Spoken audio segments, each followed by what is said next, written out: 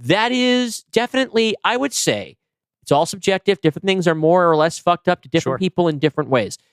So far, I would say that is the new God King champion of most fucked up thing that has happened in any of our scripts. In 2017, Universal Studios announced the birth of a new shared universe of monster movies, bringing their classic horror icons into the contemporary franchise film landscape. But after the critical and financial failure of its first installment, the project was indefinitely abandoned. Now, in 2025, the powers that be have called upon one pulp horror devotee and one snarky film critic to unearth the concept. I'm Dylan Roth. And I'm Dalton DeShane. Are you afraid of the dark universe? Hello and welcome to Are You Afraid of the Dark Universe, the podcast where we attempt to resurrect Universal's failed cinematic universe of monster movies one pitch at a time. I am your puking host, Dalton DeShane. And I am your falling downstairs host, Dylan Roth. I really thought I was going to get you to say, I am your pissing host or I am your masturbating host. I was really trying to corner you into that. First image that came to mind. You dodged it. For anyone who doesn't know, we don't plan those ahead of time. Whoever is doing the intro just says something, usually completely off the cuff, and the other one has like 0.5 seconds to come up with something witty. Yes. In case any of you had doubts about how witty we are, we are witty as fuck. There have been some episodes where we have just been unable to come up with anything. But I've memorized that intro so well, just in time for us to change it this summer. But welcome. It's we're gonna get goopy in here today. Yeah, you have been making a very big deal. I hope I haven't oversold it. I mean, all right, so for those of you who don't know, we are doing Dalton's version of The Exorcist today. And Dalton has been pretty vocal about this being their most fucked up script. Yeah, I mean, look, I was tasked with essentially making a remake of one of the greatest horror films of all time. And so you got to look at what worked and what people remember about it. And that's a fucked up movie. And sure is. It is a blasphemous movie, not just in terms of religion, but it is a movie that crosses a lot of taboos and is really nasty. And so I felt like I had to live up to that in a way that would still feel like that in 2025 versus 1972. Right, so now we have to, because it's no longer like shocking to hear like an 8-year-old girl say your mother sucks cocks in hell. No, but 8-year-olds are saying that all the time. The part where she masturbates with a crucifix is still that's still, I would say, still hits. Yeah, still hits. This ain't a Paul Verhoeven movie. Yes. In terms of blasphemy, by the way, I am drinking an Oreo Coke Zero right now, so I'm really going for nasty shit all around. I mean. Okay, so I haven't tried that. I don't usually do the novelty Coke flavors, but what I'm imagining in my head is way too sweet. Sarah's review was like that it tastes like if you had been eating Oreos and then backwashed into your Coca-Cola. And I can't say that that's wrong, but we can't talk about Coke. We got a whole script to do. Pitch. We're talking about the expectations that you're trying to set up. Let's hear some of the expectations that our audience has. Yes. What do the people want? So I can not give it to them. As always, we asked on social media for people to tell us what they're expecting out of our next pitch. And here's what some of them had to say. We had some thoughts about the tone and themes. Volkzillary on Blue Sky says that the original was interested in parenthood and how scary and confusing it is to be a woman or girl. So this version will explore these themes from a modern perspective and make it queer.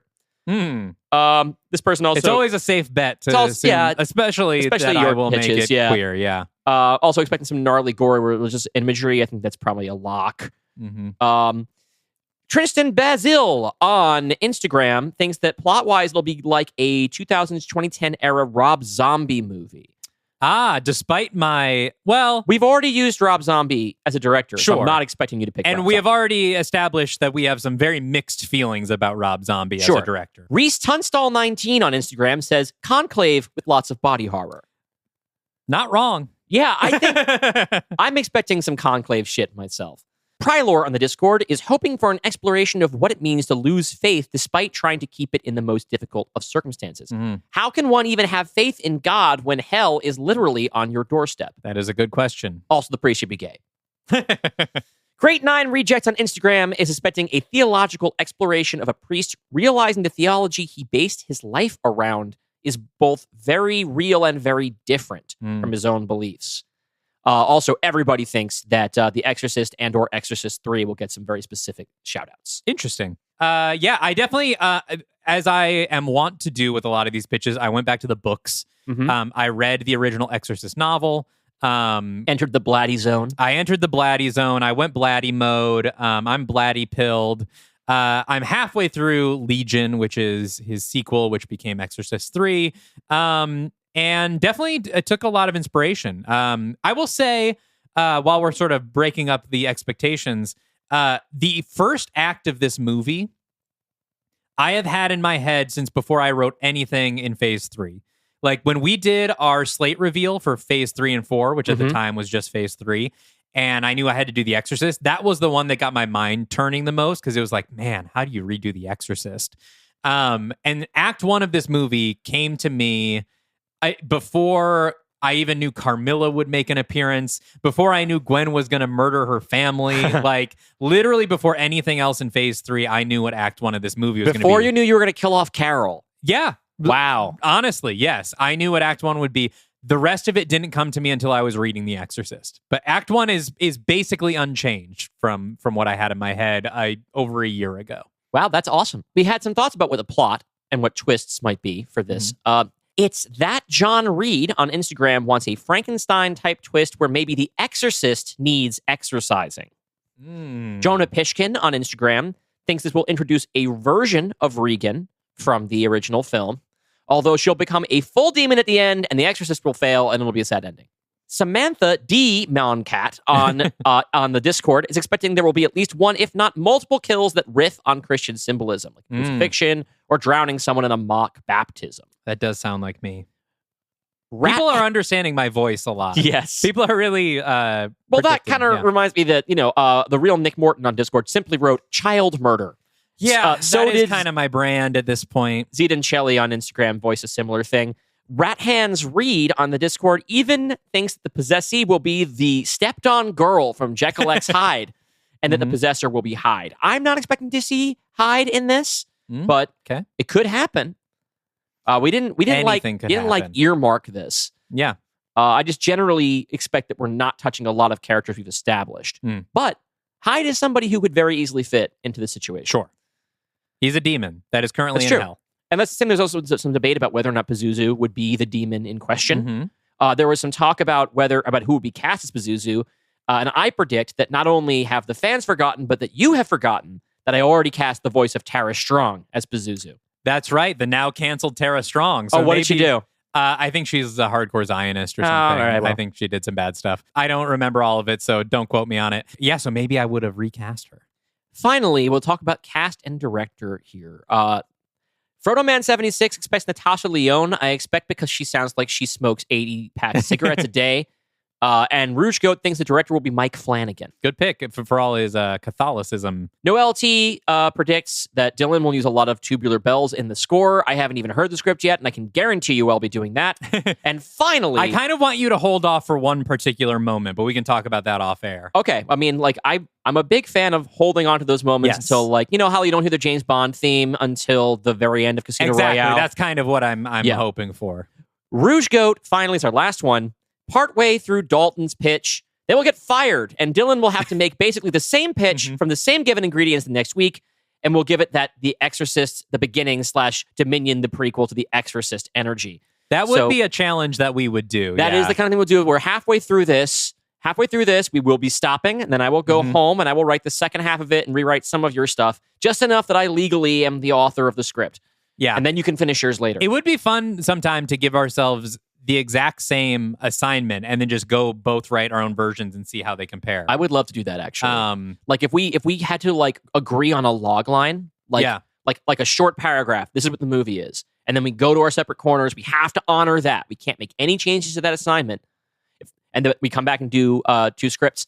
If that's something that interests you guys, let us know in the Discord or Instagram at Dark Universe Pod or on Blue Sky at darkuniversepod.bsky.social. I tried to set it up to our domain and it wasn't working. I'm going to try again. Yeah. Anyway, that could be something we do after Hell on Earth, after the Death's Door saga, because this is my final solo pitch of the Death's Door saga. It's so fucked up. And then in 1 month will be your final solo pitch, and then we do Hell on Earth. And then something fun comes everyone's way. We're really excited about what's coming next. We still can't talk about it. We cannot talk about it. We want you to be surprised. But let me set some expectations. First of all, there is a little bit of a director's cut on this one. Not too much. I did overwrite a little bit. And so, hey, that's allowed now as long as we put it in the director's cut. I know. I am at the 15,000 word cap. I'm only judging you on your own behalf, Dalton. I have no problem with it. Yeah, I made this so that we could both use it. I'm the only one that's used it now twice, but you know, we'll see. Maybe Field of Nightmares. Anyway, the director's cut will have maybe 5 to 7 minutes of extra dialogue. Right, and this time we will make it clear. We'll publish them in a slightly different order. Yeah, because there are people who listened to the from the Patreon who listened to the Old Dark House director's cut first, unaware that it was not really It was unlike most director's cuts, like. Less stuff. Yes, it was actually. Less It didn't have any of our commentary in it. Yeah. So if you want to hear those like extra 5 minutes of dialogue, which is pretty fun, I think it's pretty good. You can find that on the Patreon. But it won't really affect the pitch today. Here's the other thing: is I have been promising. We had some mixed reactions to the Old Dark House. Not in that people thought it was bad or anything, but that it hit maybe a little too close to home in some of its themes. And it wasn't as fun. And so I've been promising, well, this one's just going to be a straight ahead horror film. It'll be nasty, but it's not going to be as heavy as that. Well, during the writing, it turns out things got a little heavier, but I still think not in that way. I'm going to give some general trigger warnings right here. And as we did with the Old Dark House, if you want them to be more specific, there are time codes in the description. You can jump to those and hear more detailed trigger warnings. I don't think it will be as upsetting, but some things that will be in here are obviously lots of bodily fluids, lots of violent deaths. There will be child endangerment, sure. In The Exorcist? In The Exorcist, if you can believe it. The things that I think might be a little bit heavier, first of all, there is in one scene at least some racist iconography. Not from my perspective, but things that. Oh, so you're saying that you're racist now? No, that's you not were what I'm working saying. on this script. That's in the middle of this script, you were thinking, I think it's time to get racist. I mean, looking at the big dial. Never been a better time to get on board. Well, yeah. But that can be upsetting. More details on that at the trigger warning time code. And also, look, this is a story about the Catholic Church. And so there is one particular topic that is kind of hard to avoid when dealing with the modern Catholic Church. So you can expect that topic to be touched on a little bit. Poor choice of words, Dalton. Well, if that is something that you think might be upsetting to you, skip to the trigger warning and I will give more information. But otherwise, I think those are all the warnings I have to give. What are your expectations for this, by the way? My main expectation of this, and I don't want you to take this as I'm going in with any kind of negative attitude. I anticipate that this will not be my favorite of your pitches. Because it just sounds like it's not as much the kind of thing that I like. Mm-hmm. And so part of what I'm going to be doing here in my role as your workshop partner is trying to separate what do I like versus what do I think is well crafted or working towards your intent. Yeah. And that is both a skill that's important in workshop or as a critic in my day job. So I'm equipped for this. I just wanted to let you know where I'm coming from. Sure. But as ever, just like anytime I sit down for a movie as a professional critic, I am always rooting for the movie. Mm-hmm. And so I'm rooting for this to be a thing that I like. I also like The Exorcist, and I love The Exorcist 3. Yeah. But what you've described to me so far sounds more like a thing that I would not choose to watch. It's not exactly a Dylan movie. Okay. But although there apparently are 5 to 7 pages of dialogue that you had to cut, which does sound like a Dylan movie. Yeah. I think I'm hoping you will be pleasantly surprised. I'm hoping I've overhyped the things that you don't like. Okay. And that you will find I'm grateful that your expectations are low. Hopefully that means it's easier to surpass them and get you to say, wow, this is actually not that bad. They're not. Okay. Low is the wrong word. My expectations are not low in terms of I'm expecting to not, like, my expectations are high for the intensity of what you're giving. Sure. So I suppose that the same sentiment applies. Perhaps that will help. Yeah. And you'll get to do some fun British accents. So always my favorite thing. Yeah, you love doing that. Yeah.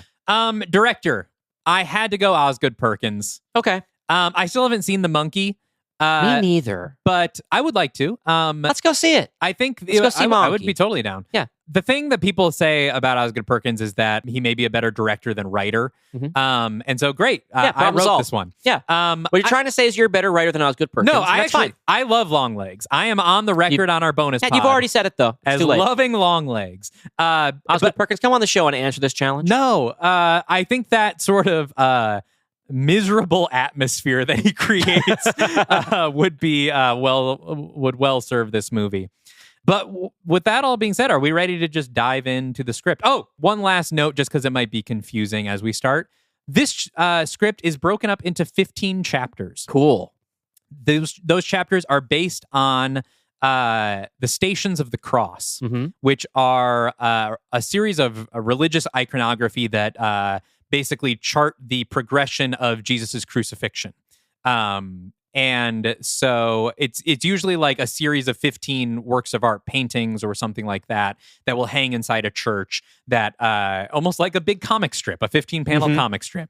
Sometimes they're portrayed in stained glass windows surrounding a church. And stuff stained glass windows, paintings. I am, of course, familiar with the Stations of the Cross as both the son of a Catholic and a fan of the Hold Steady.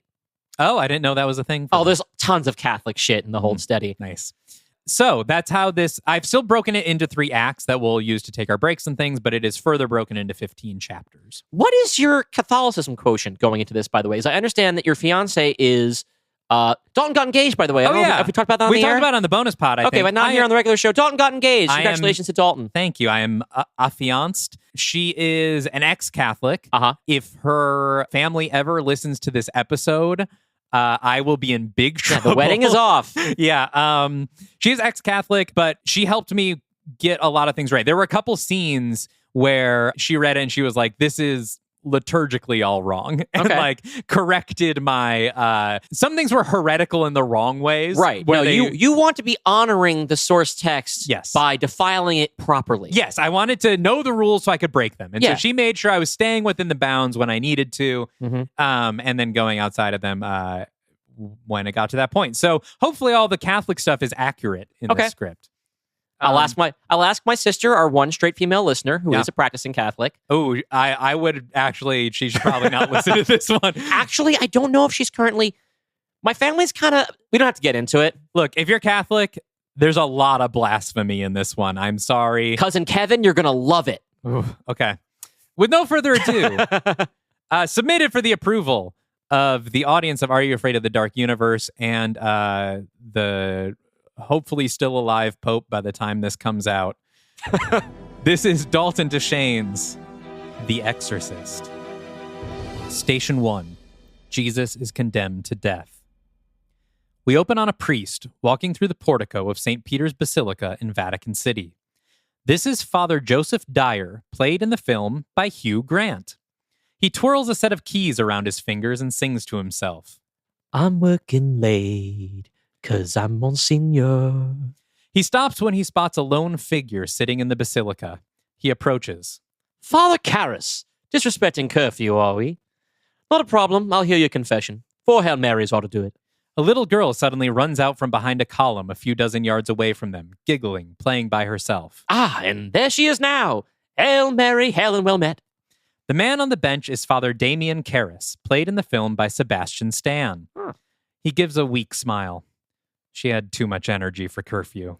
I've got a touch of the zoomies myself. Impending doom has that effect on a Jesuit, wouldn't you agree?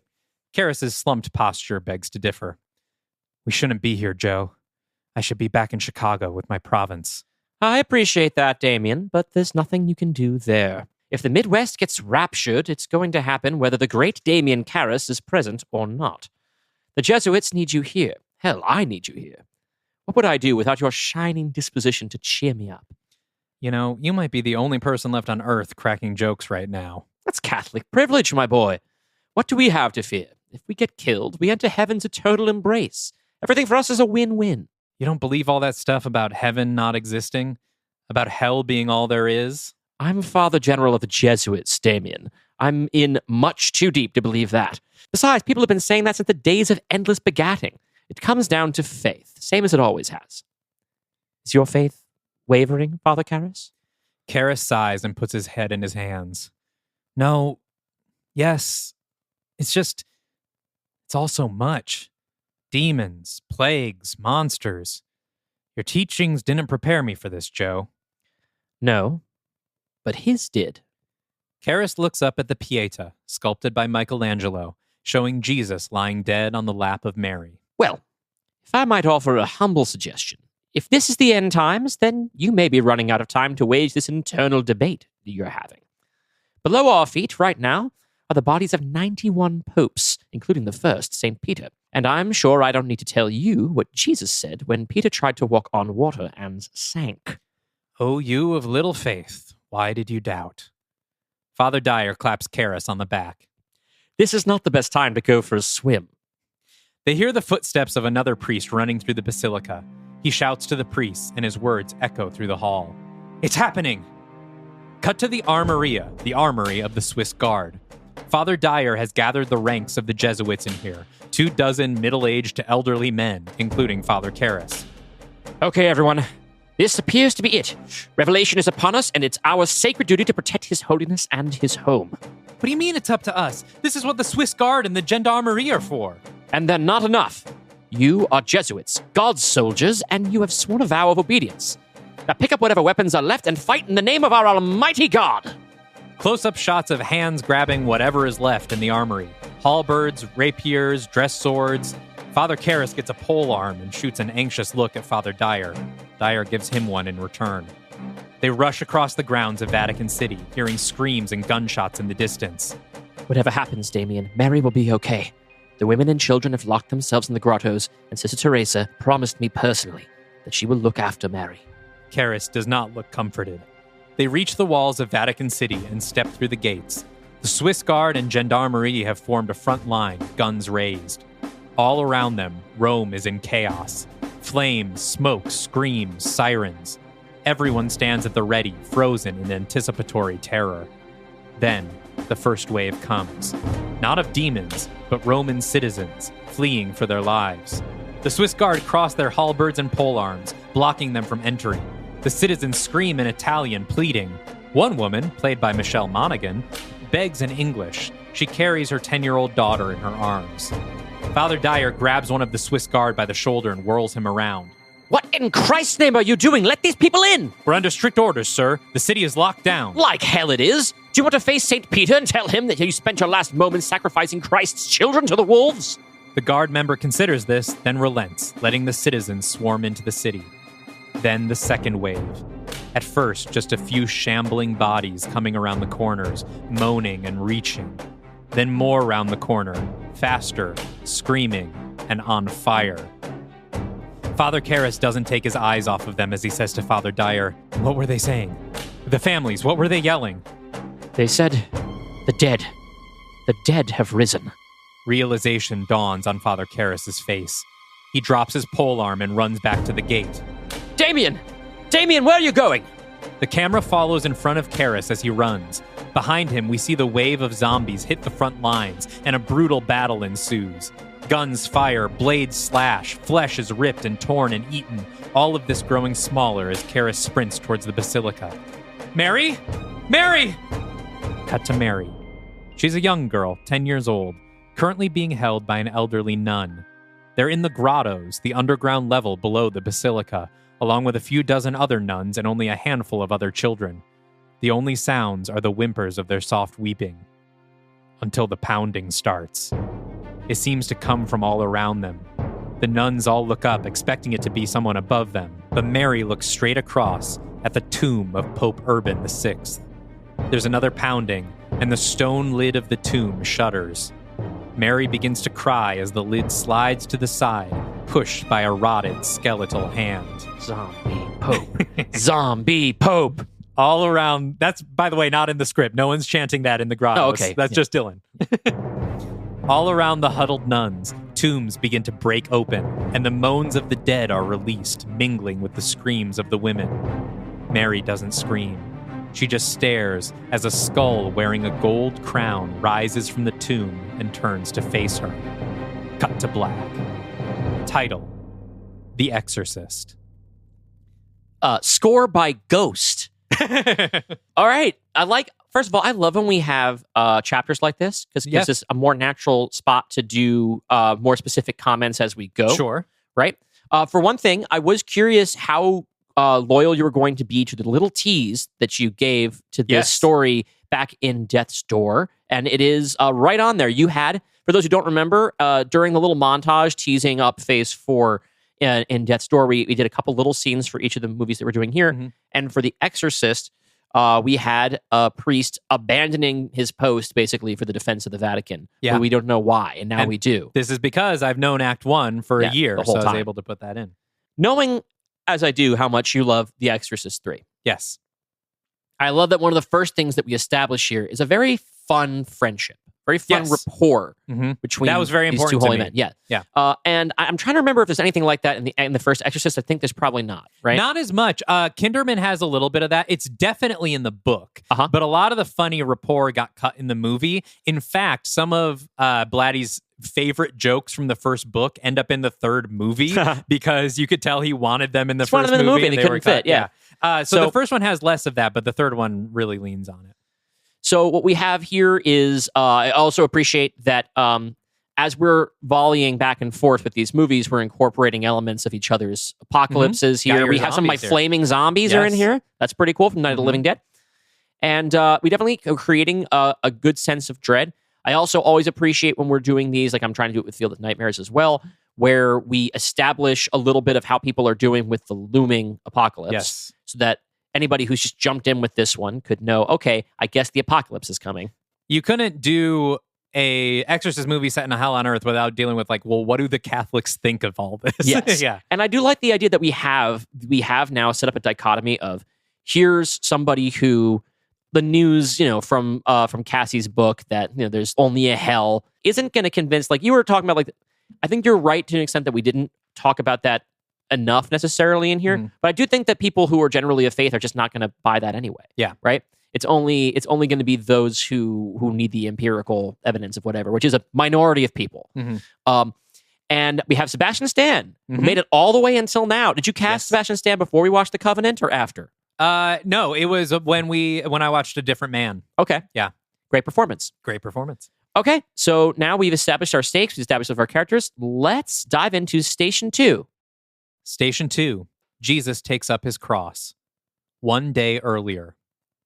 Father Karras and Mary sit in the pews in the Sistine Chapel, listening to the Sistine Chapel choir rehearse.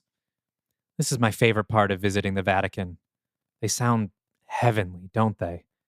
Mary nods, but seems distracted. I saw those guys from Korea on the news. I told you not to look at the news right now.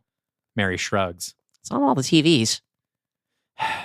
They're very far away from us, hon. They called them gods. No. There's only one God, sweetheart. That's not what they said in Sunday school. They said there's three. The Father, the Son, and the Holy Spirit. Damien thinks about how to explain this. In front of them, the choir director isolates a group of 3 sopranos, asking them to sing a passage together. I want you to listen to those singers. Let's say that they're the Father, the Son, and the Holy Spirit, okay? Their voices are so pure, so in sync, that it almost sounds like a single voice, doesn't it? Yes. But if you were to go down the line and listen to every one of them sing solo, you would never hear that voice. Because it's not coming from just one person. It's all of them together, combining to make one powerful voice. That voice, that is God. Mary thinks about this for a second, then shakes her head. Then why is everybody calling the guys on the news God? Mary, throughout your life, many people are going to tell you conflicting things about God, myself included. But through all of that, there's only one question that really matters. Do you hear the voice? Mary closes her eyes. Close on her face as she listens. We listen as well to the beautiful unison of the singers. Finally, she says, I do. Hard cut to the present. Father Karras sits in the same pew. On-screen text tells us it's 6 months later. On the risers where the choir used to stand, there's now a pile of dead bodies. Wait, hang on. This is probably just a little sort of error, but you in the beginning you say one day earlier. Yeah, so one day earlier from Okay, so we're jumping. We're jumping 6 months past. This is actually the furthest we've been so far, because even Mystery Men's only a couple of weeks past. We are jumping 6 months into Hell on Earth. All right. On the risers where the choir used to stand, there's now a pile of dead bodies, dozens of them stacked limply on top of each other. Karras stares at them with hollow eyes. God and Adam look on from high above. A woman appears, standing next to him, played by Michelle Monaghan. Father Karras? At first, Damien appears not to have heard her. Then he blinks himself to attention. Yes, hello. Mrs. McLean, was it? McNeil. Chris McNeil. Damien smiles. Finally, someone with a matching accent. Boston. Not exactly matching then. Chicago. What brought you to the Vatican for the apocalypse? Salvation? Vacation. My daughter and I were some of the first people to make it in here. The guard tried to stop us, but the Black Pope... Please, he's a friend. You can call him Father Dyer. Father Dyer let us in. Yes, I was there. So, what's so important that you decided to brave the smell to come talk to me? She looks down at her hands. You know, I had such conviction walking over here, but now it feels silly to say. At this point, I'd welcome any silliness you have to offer. Chris doesn't smile or look up. What do you know about possession? Damien closes his eyes and seems to deflate. I know that it doesn't exist. Well, a few years ago, I would have said that demons don't exist, and I would have told you that they do. But possession does not. Why are you asking me about this, Mrs. McNeil? My daughter, Reagan. I believe she's been possessed by one of those demons. Have you had Dr. DeVoe take a look at her? Yes, of course. And she told you to come to me. She said you knew a lot about exorcisms. Academically, yes. Not practically. But I know enough to know that your daughter is not possessed. Please, Father, would you just take a look at her? Father Karras lifts his weary eyes to her tear-stained face. She's all I have left. Cut to Chris and Father Karras walking through the streets of Vatican City. There will be lots of environmental storytelling here in the background, but I'll sum it up by saying that it's a walled-in refugee town running on extremely limited resources. I was very sorry to hear about your Mary. She was my daughter, yes, the rumors are true. Sorry. I know I shouldn't pry, it's just, you don't see too many Jesuits with... I was a Lutheran minister when I had her. I converted after her mother passed. Oh, I see. And they've already made you, like chapter president or something? Father Provincial of the Midwest. Father Provincial. You must be one hell of a Boy Scout.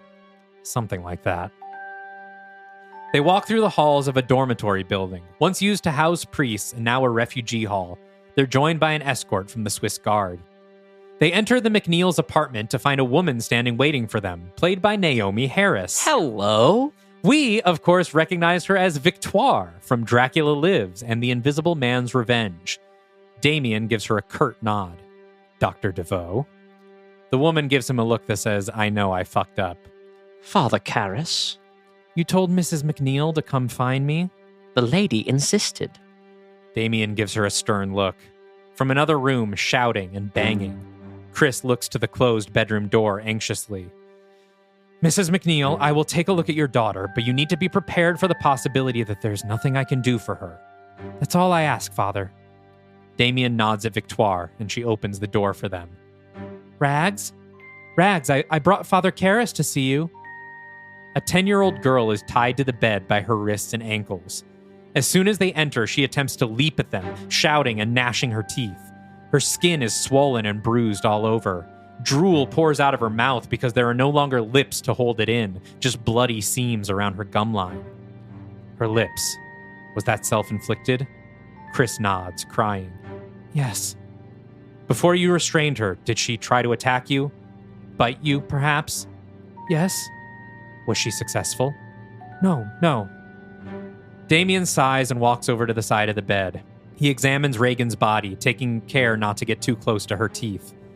She thrashes back and forth on the bed, and as she turns her head away from him, he sees it. A deep purple and black swelling on the back of her neck. Your daughter isn't possessed, Mrs. McNeil. She's dead. What? I'm no doctor. He shoots another look at Victoire. But it looks to me like a broken neck. Did you find her playing somewhere recently she wasn't supposed to? Yes. She was unconscious, and when I brought her back, she was dead. Or as dead as it gets anymore. When people die, they become these things now.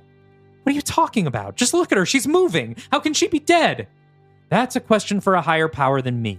But 6 months ago, the dead rose from the earth, and it appears that the afterlife is now closed for business. Chris is in shock. Victoire puts a hand on her shoulder. So, what do I do? My recommendation? A bullet in the brain.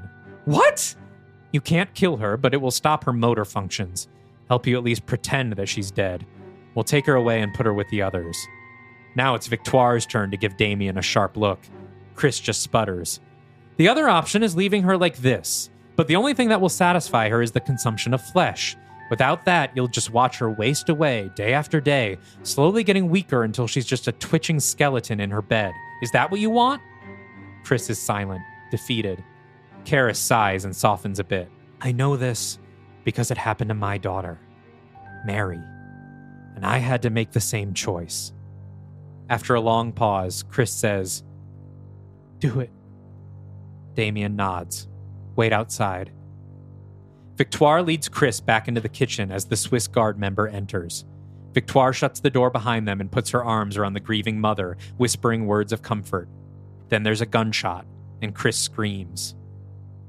Cut to Father Karras storming out of the dormitory with Victoire in tow. Damn it, Victoire, how could you let her come to me? Look, Damien, I tried, but the woman was inconsolable. I was hoping that as a priest, you'd be able to console her. My bedside manner is running on empty these days. Are you still sleepwalking? You tell me. Have you seen any priests wandering aimlessly around the basilica in the middle of the night? No, but the bags under your eyes may have. I have pills for that, you know. No, our medicine supplies are limited, and I've taken a vow of poverty. He stops walking. What about our other problem? You'll have to be more specific. Natasia's baby. Victoire sighs and lowers her head. Stillborn, like the rest. So no one can die, and no one can be born either. Wouldn't be the end times if humanity got to continue on, I suppose. Father Karras starts to walk away. Wait, Father. Are you okay? What do you mean? Seeing a little girl like that. What happened to her? Do you want to talk about it? No. He leaves. A few minutes later, Father Karras walks into his cramped dormitory, looking beyond exhausted. He pulls out a bottle of scotch and gives himself a healthy pour. Then, from underneath the sink, he pulls out a plastic bag filled with communion wafers. He pours them into a ceramic bowl like potato chips for a party.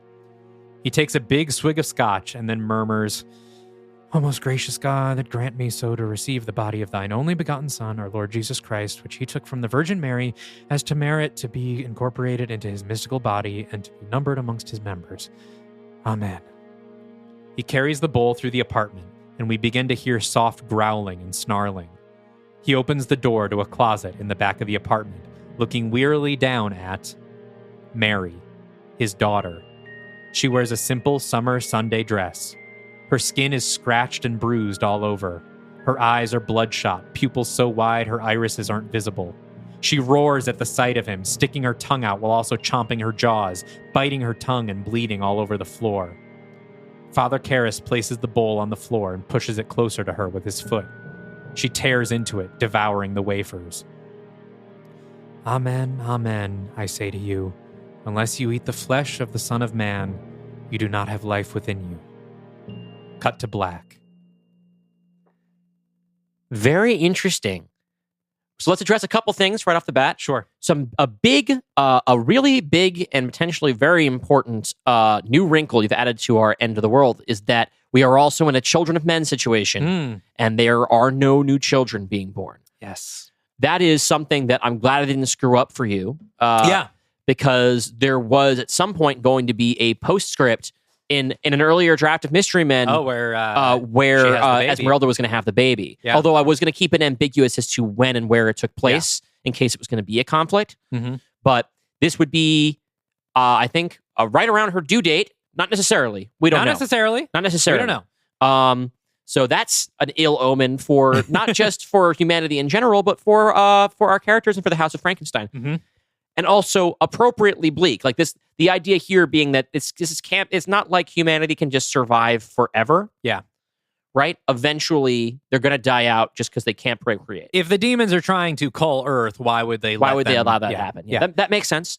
Also, I have my big fake out here with Reagan and Chris McNeil. Those, of course, are the names. Of Reagan the characters is the possessed child in The Exorcist. Chris McNeil is her mother. Yeah, and that's a really great way to use the imagery of The Exorcist in a way that it overlaps with the zombie movie that we have now. Basically, all Dark Universe movies now are also zombie movies, even though I only did a little bit of zombie stuff in Mystery Men. It also means that the previous Exorcist movies are not strictly canon. Not canon. Yeah. Now, we don't know for sure. In fact, we do know that possession is a thing. Mm-hmm. We have seen it. We have seen it. But I like what this does also, is it's also a thing in the Exorcist movies and in a lot of movies about exorcism, right? Which is about the skepticism that exists within the confines of faith. And I'm going to pause us because I think we're going to have a lot more to talk about on that front. Okay. As we go. Well, then instead, I will say, hey, welcome back, Victoire. Man, Victoire is back. You have a last name now. And for those that didn't understand, yes, I did give her a French last name because her name is Victoire. Sure. Victoire Deveau. And for those that maybe are not as familiar with Catholic practices, what is happening at the end there? Yes, transubstantiation is a means of feeding a zombie. Yes. What a great idea. Catholics believe that every Sunday when you eat a communion wafer, that through a process called transubstantiation, you are literally eating the flesh of Jesus and drinking his blood. And so he is keeping his zombie daughter, going by feeding her Blessed Eucharist. That is really interesting. I've never seen that or read that somewhere before. Mm-hmm. I feel like maybe someone has tried it with the blood of Christ and a vampire, maybe in the past. Yeah. But I've never thought of it with communion wafers and flesh for a zombie. You are treading a little bit into the Walking Dead territory with the zombie daughter imprisoned secretly. It's a thing that the governor does in The Walking Dead. It's a pretty common, I think, thing, also like, it's the kind of thing, things. A natural thing. The where, end like, of Shaun of the Dead. Yes. And that's... honestly, this is just like so goddamn bleak, but we are doing the apocalypse here. We're doing the apocalypse. Look. So I you had fun with Mystery Men? Too fucking bad. This is where fun goes to die right here. Yeah. This is where you are going to have a bad time. Again, glad that I am doing a bunch of light ones. Yes. Someone had to do the heavy apocalypse stories. Yes. And of course it was going to be It me. would be fucked up if we didn't have them, frankly. Like if the first, if we did Night of the Living Dead was rough, but then all the rest of them were silly, that wouldn't really be doing justice to the premise that we set up here. Yes. We're all about fulfilling the premise here on the Dark Universe. Of course we are. Okay. So we can make these breaks pretty brief right now because there's going to be 14 of them. Yes, there's going to be a lot. Let's get into Station 3. Station 3. Jesus falls for the first time. Cut to Mass, held in St. Peter's Basilica, led by Father Dyer. Imagine a sermon here that's thematically resonant that I didn't write. After Mass, all the residents of Vatican City line up to see Father Dyer, to kiss his ring, to ask for intercession, to beg for the Lord's help. Father Karras sits alone in a pew, watching, waiting for the crowd to dissipate. He glances over at one of the doors to the grottos, sealed tightly shut with chains and padlocks. He lingers on it, eyes growing distant and soundtrack growing dissonant as he reflects on the undead bodies locked up down there. He's snapped out of it when Father Dyer plops down in the pew next to him. He lets out an exhausted groan. It's your turn next week. Karras smiles. Doesn't matter who gives the sermon. You're the Black Pope. It's you they're going to want to see. Can we not use that term? It makes me sound like a supervillain. You've been the Black Pope for as long as I've known you. Yes, but it used to be cute Jesuit speak to toss around our secret treehouse fort. Now, with no actual pope... It's real. Father Dyer nods and smiles. Although nothing really feels real these days, does it? Karras is quiet. I heard about the McNeil girl. I'm sorry you had to see that. That felt real. Yes. Victoire says you may be sleepwalking again. When do you two find the time for all this gossip? If you showed up for Scrabble nights, you would know. Hey, by the way, it seems someone has been stealing the host from the tabernacle. Have you seen anything? Damien shakes his head. Why would someone steal the host? Beats me. Food is scarce, but not that scarce. Just keep an eye out, I suppose. In this next scene that I cut, that will be in the director's cut, Damien continues to tell Dyer about his crisis of faith, and so Dyer reminds him of all the suffering Jesus endured for them. A while later, Damien walks through the city. He spots Chris McNeil exiting the Sistine Chapel with Victoire. The two women exchange a few words, then hug. Damien is shocked to see that Chris is smiling. Victoire walks off, leaving Chris alone, looking back into the chapel. Damien approaches. Mrs. McNeil! Oh, hello, Father. I wanted to apologize for my, candor when dealing with your daughter the other day. I made an already unbearable situation worse. It's okay, Father. None of us is at our best.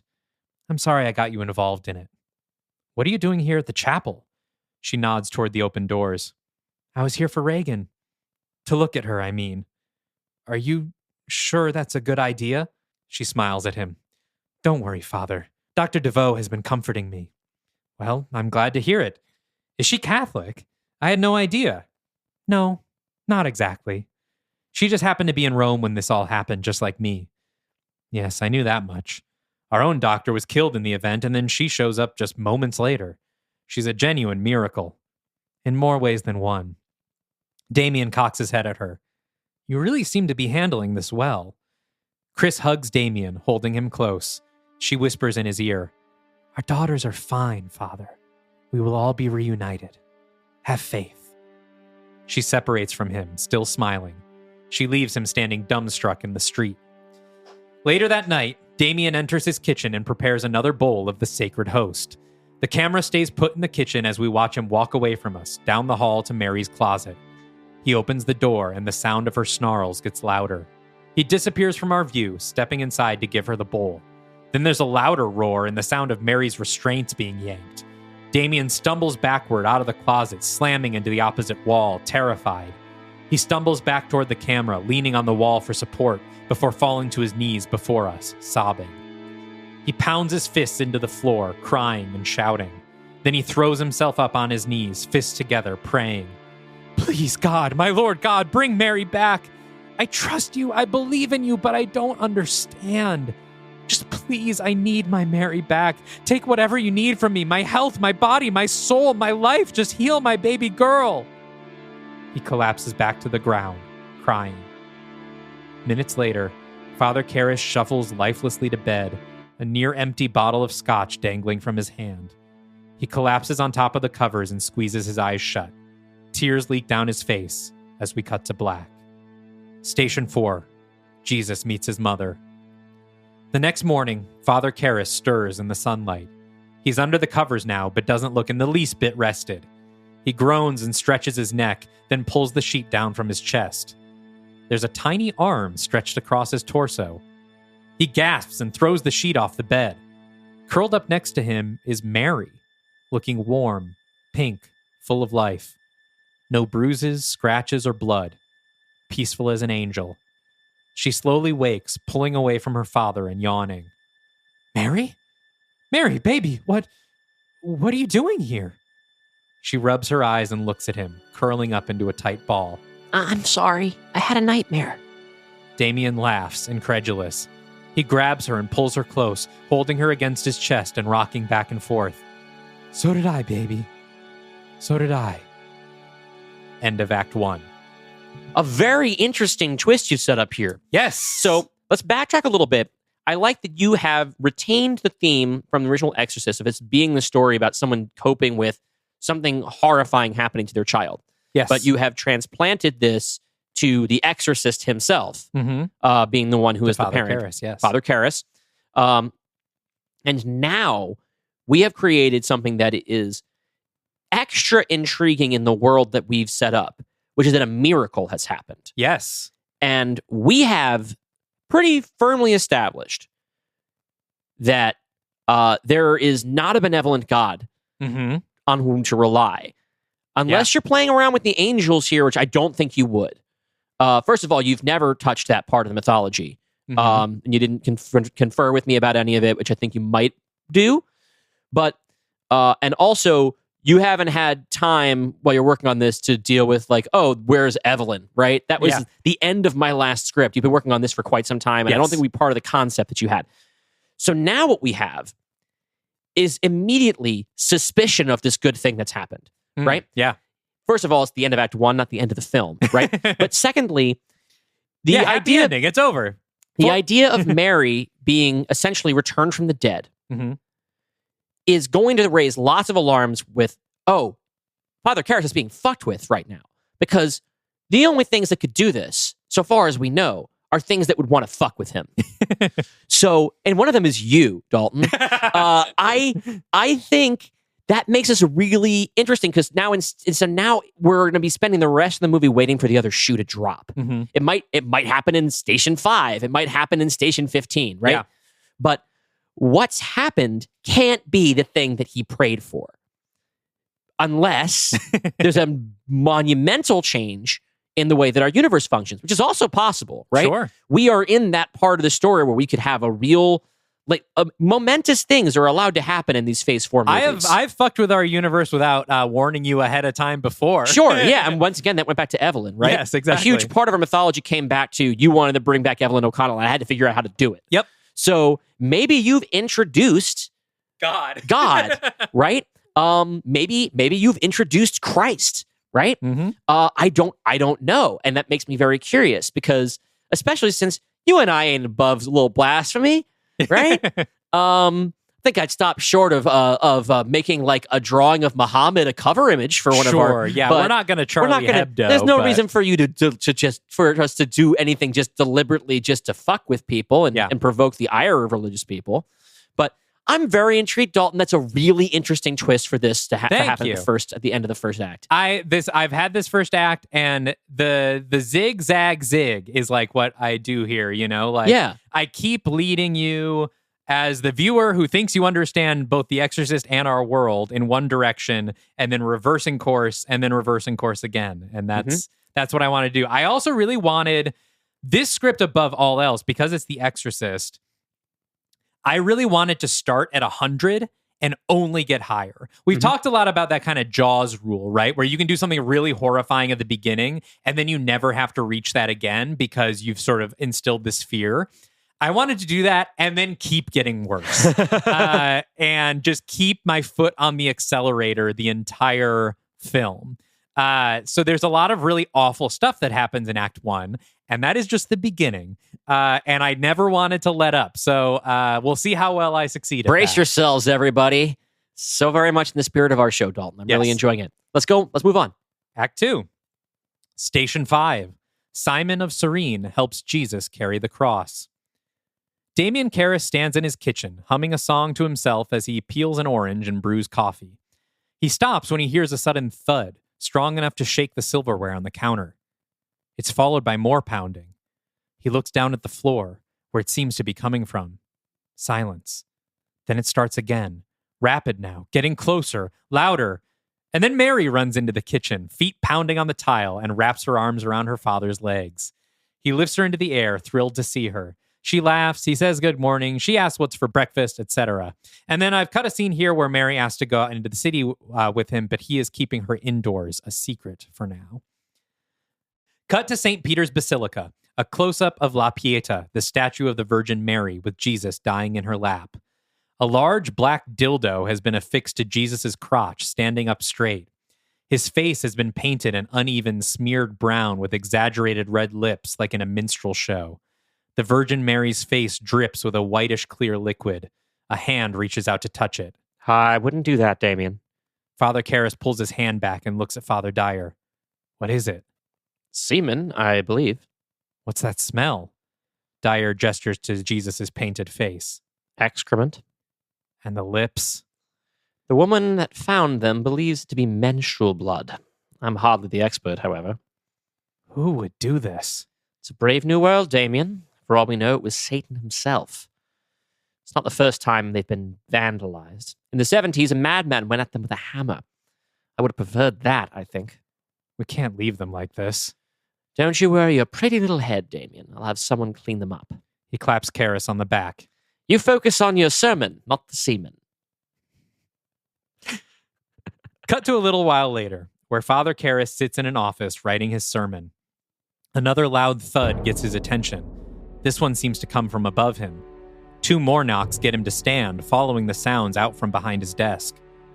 More pounding, and then from the corner of his eye, he sees a shadow pass by the open office door. Hello? He follows it into the hallway. Nobody's there. While he looks down the hall, confused, he scratches absent-mindedly at his chest. He goes back inside and sits at the desk, still scratching. Finally, annoyed, he pushes the crucifix around his neck over his shoulder and unbuttons his shirt. His chest is broken out into red and white hives, focused around his sternum. He looks at them, bewildered, then drops his crucifix onto the inflamed skin and buttons his shirt back up. Cut to another Mass at St. Peter's. Father Karras stands at the altar of the chair, looking out at a crowd of beaten-down, solemn refugees. I won't write out the whole sermon in this pitch, but the idea here is that we see a very different Father Karras than we saw in Act 1. His monologue is all about hope, faith, and particularly the power of prayer. He never mentions Mary or her miraculous resurrection, but it's clear this is about her, and it makes him visibly emotional. Toward the end of the sermon, he gestures to a large statue of Jesus on the cross. He looks up at it and suddenly trails off. Images flash in his mind. The Pieta Jesus covered in shit with dozens of flies swirling around and landing on him, enough to almost entirely obscure him. The erect dildo oozing white semen. Damien sways dizzily at the pulpit, murmuring loose words from his sermon. His face is ashen. Father Dyer stands up in the front row. Father Karras, are you all right? Yes, I'm... Father Karras vomits all over the pulpit, a chunky yellow-green mess that soaks his Bible and pours off the sides. He looks down at his mess, bewildered, and sees swirls of blood mixed into it. Then Father Dyer is there, grabbing him by the shoulders and escorting him down the stairs away from the shocked worshippers. Cut to a little while later in Father Dyer's office. Father Karras sits behind the desk, getting examined by Victoire. Father Dyer leans against the wall nearby. I liked the sermon, right up until your breakfast interrupted it. What did you eat? Freshly mown grass? A tangerine, if you can believe it. And thank you. Quite the reversal from our conversation last week. Crisis of faith resolved, then? Something like that. Anything happen? Father Karras pauses, then glances at their current company. No, just prayed on it. You are a poster child for the church's teaching. We should put you on billboards. Now there's a strategy we hadn't considered, getting the zombies to convert. Don't say zombies. It's not in the Bible. Sorry, Lazari. Much better. Dr. DeVoe rolls her eyes. Sorry to interrupt the vaudeville routine, but everything looks fine. Probably just some food poisoning. Lord knows this city isn't up to health code right now. Could food poisoning also cause a rash? Possibly. Let me see. Damien unbuttons his frock to show her his chest. It's worse than we last saw it. The hives are larger, whiteheads more irritated, some of them leaking pus. This isn't food poisoning, it's mycosis, a fungal irritation. Father Dyer makes a face behind her back. Fungal? How could that happen? Victoire shrugs. 1,000 ways. You've probably had athlete's foot, jock itch. This is kind of like that. I could see if we have any antifungals. No, don't bother. She frowns at him. Vow of poverty. There will be clear skin if God wills it. Victoire gives Father Dyer a desperate look. Damien, speaking in my capacity as Father General, I hereby grant you permission to use our Father's Holy Lotrimin Ultra. I will be fine. It's just a rash. Damien, this isn't the vow's intent. If this is about some kind of guilt over Mary... Don't you fucking say her name! Everyone is stunned.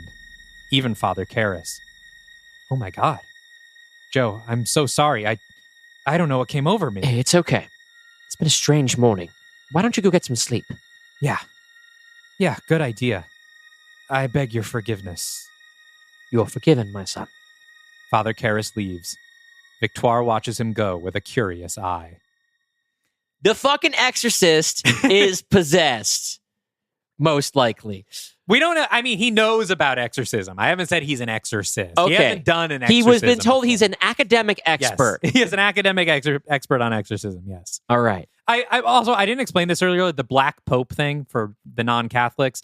The Black Pope is what they call the Father General of the Jesuits. Okay. In this case, the actual Pope has died. And so he's sort of serving in He's that the de role. facto And so they're just Pope. calling him the Black Pope. Yes, we haven't forgotten what race Hugh Grant is. Yes, don't worry. Everyone's not being racist to Hugh Grant, even though there was the racist statue. I'm sorry about that. That is also kind of pulled from the Exorcist books and Exorcist. It's a striking image, and it is the kind of thing where it's just like this. Here's like a sacred symbol that's been defiled like 6 different ways. Yes, it is blasphemous in multiple ways. Yeah. And so I'm also my first thought is like, is that even going to be a known taboo in Rome? To which I say, well, Karras probably did it. So, and he's from Chicago, where they make racists. Yes. So no, that's Boston. they can make it. They make them both places. I think they make them in a lot of places. That's true, yeah. We just like to highlight the few places in the North that are known for it. Yeah, because it's all of the We South. make them everywhere. Yeah. Station 6. Veronica wipes the face of Jesus. A few days later, Father Karras is sitting on the toilet, taking a shit. Look, it's going to be a lot of piss and shit. You're going to make sure you include all of the humors. All of the humors, yes. He stands, wipes his ass, and looks at the wad of toilet paper. It's soaked with deep red blood. He frowns at it, and then he's interrupted by a knock at the door. Damien exits the bathroom just as Mary is coming out of the bedroom. Hey, love, I need you to go back in your room for a bit. Who's at the door? Let Daddy handle it. Just go draw with your markers for a bit, and don't come out until I say it's okay, understand? Mary nods sadly and goes back in her room. Damien shuts the door behind her. Standing outside the apartment door is Father Dyer. He smiles for a brief moment at Damien before seeing the look on his face and instantly getting concerned. My word, Damien, have you been sleeping? Like a baby. I just don't wake up feeling like it. May I come in? You may not want to. The spirit moved through me just now, and he left an odor. I will respect your house of worship. I'm here to report there's been another vandalism. Damien lets out a weary sigh. What now? I'd rather not repeat it. I just had breakfast and I'd like to keep it down. Suffice it to say, a statuette of the Savior on the cross was used in a less than holy manner. What can I do? Father Dyer pauses for a moment. Damien, what do you know about the Black Mass? You think someone is performing the Black Mass in the Vatican? It makes a perverse sort of sense. City full of religious devotees suddenly have their faith called into question by beings professing to be satanic in nature.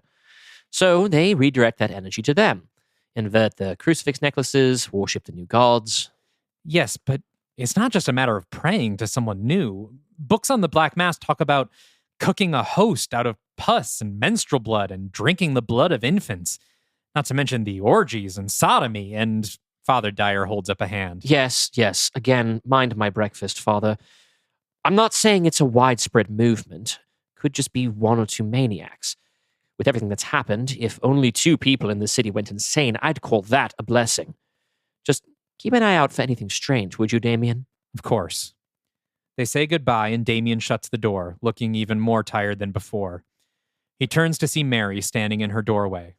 I wanted to talk to Father Dyer. I know, sweetheart.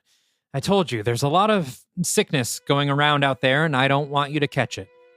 But you go out there, you'll probably just bring it home anyway. I have to go out there, baby, and you'll get to soon. When? I don't know. Soon. When? I don't know. When are you going to let me out? Whenever I say so, you little cunt! Mary is struck silent. Her eyes start to well with tears, and her lip trembles. Oh, now you want to cry? Does little Mary want her mama? Well, sorry to say, sweetest, but you're stuck with me because your whore mother is sucking cocks in hell right now. Mary begins to sob and runs back to her room. Damien storms after her. You know what a whore is, Mary? You should. You were named after one. A whore is a girl who just can't resist spreading her pussy for every disease-ridden cock that passes by. That's how we got stuck with you.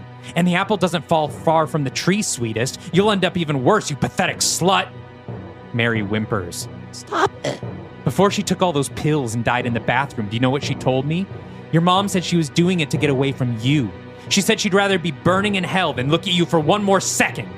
Mary is wailing now. Stop it, Dad! A wave of clarity comes over Damien. His eyes widen. He realizes what he's just said. Oh, God.